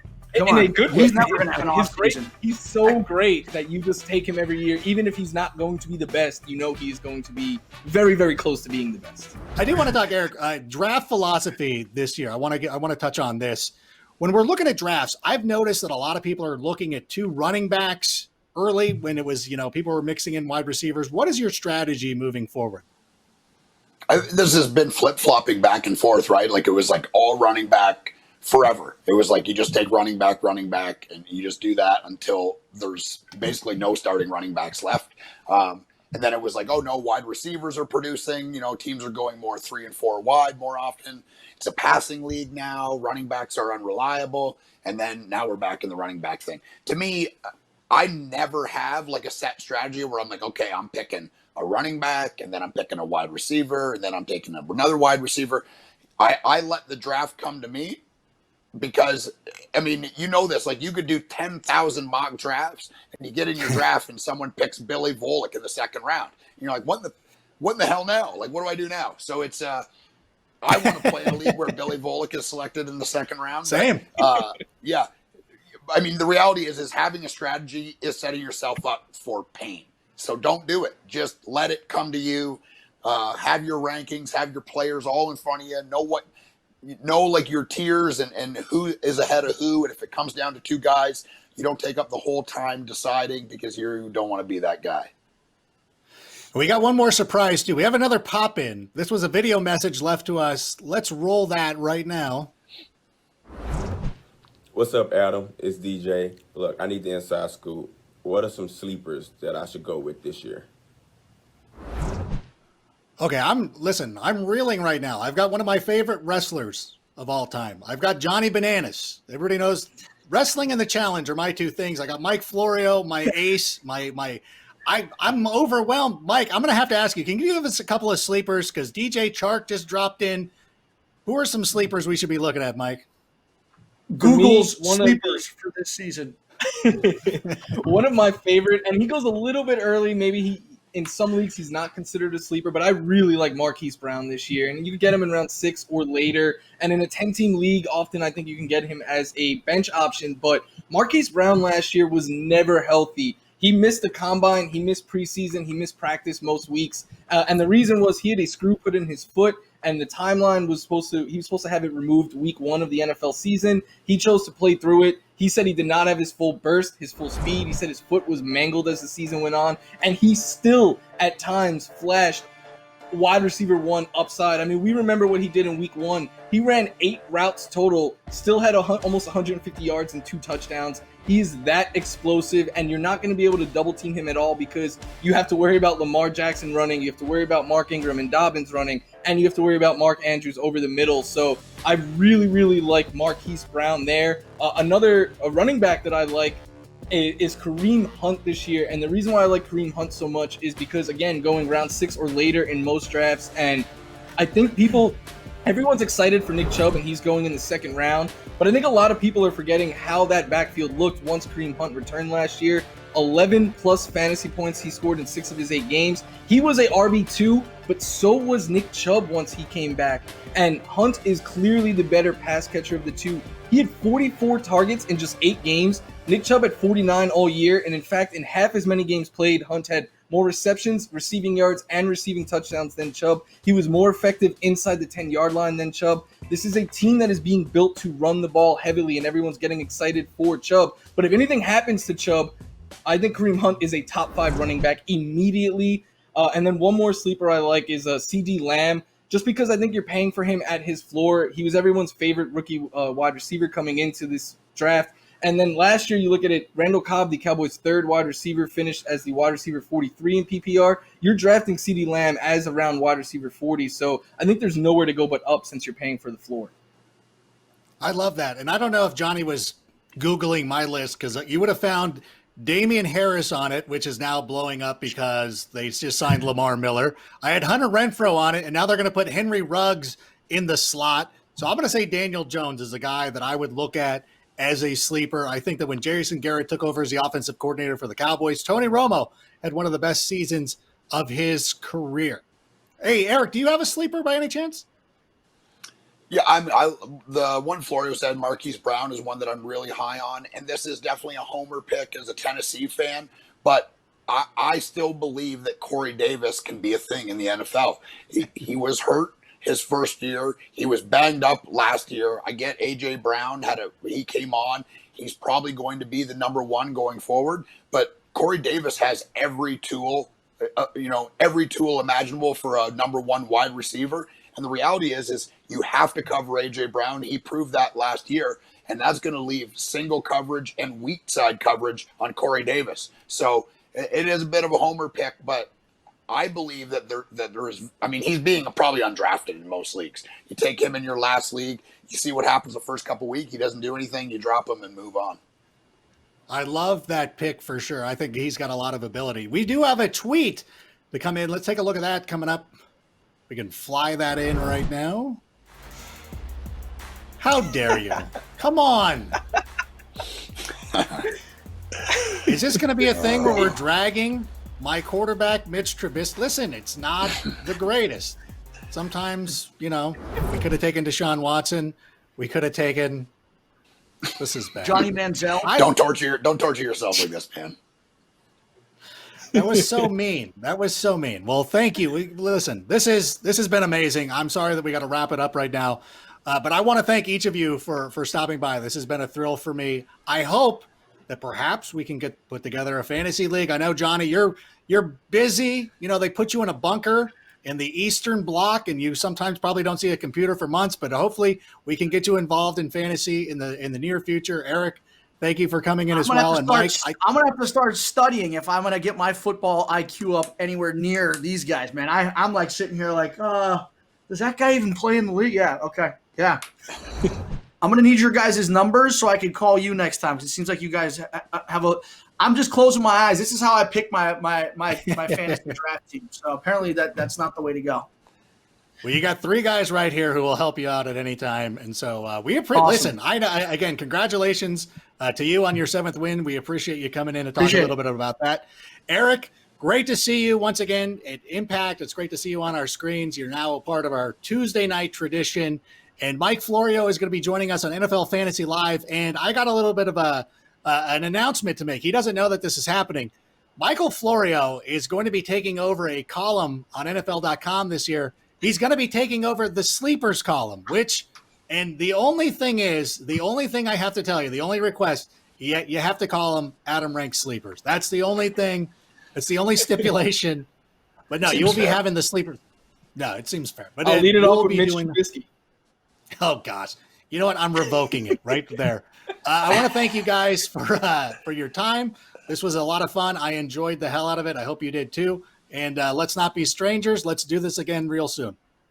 Well, that is going to do it for us here right now. I had an absolute blast. We had a great time talking fantasy football, meeting some cool new people. Who knew that Adrian Gonzalez was so into fantasy football? Appreciate him stopping by, as well as the regular crew from NFL Fantasy Live. Be sure, though, to know NFL Fantasy Live is returning this fall. Can't wait to see you there. Make sure you have downloaded the all-new NFL Fantasy Show wherever you download podcasts. Also, you have to download the all-new NFL Fantasy app. Not only do we have the player stories, you can watch actual NFL games this season. You're going to love this new fantasy app. Make sure you host a league there this season. And, of course, follow us on all the social media channels at NFL Fantasy, Twitter, Facebook, Instagram, and, of course, like and subscribe the NFL Fantasy channel on YouTube for more quality content like this. Let's go win a championship.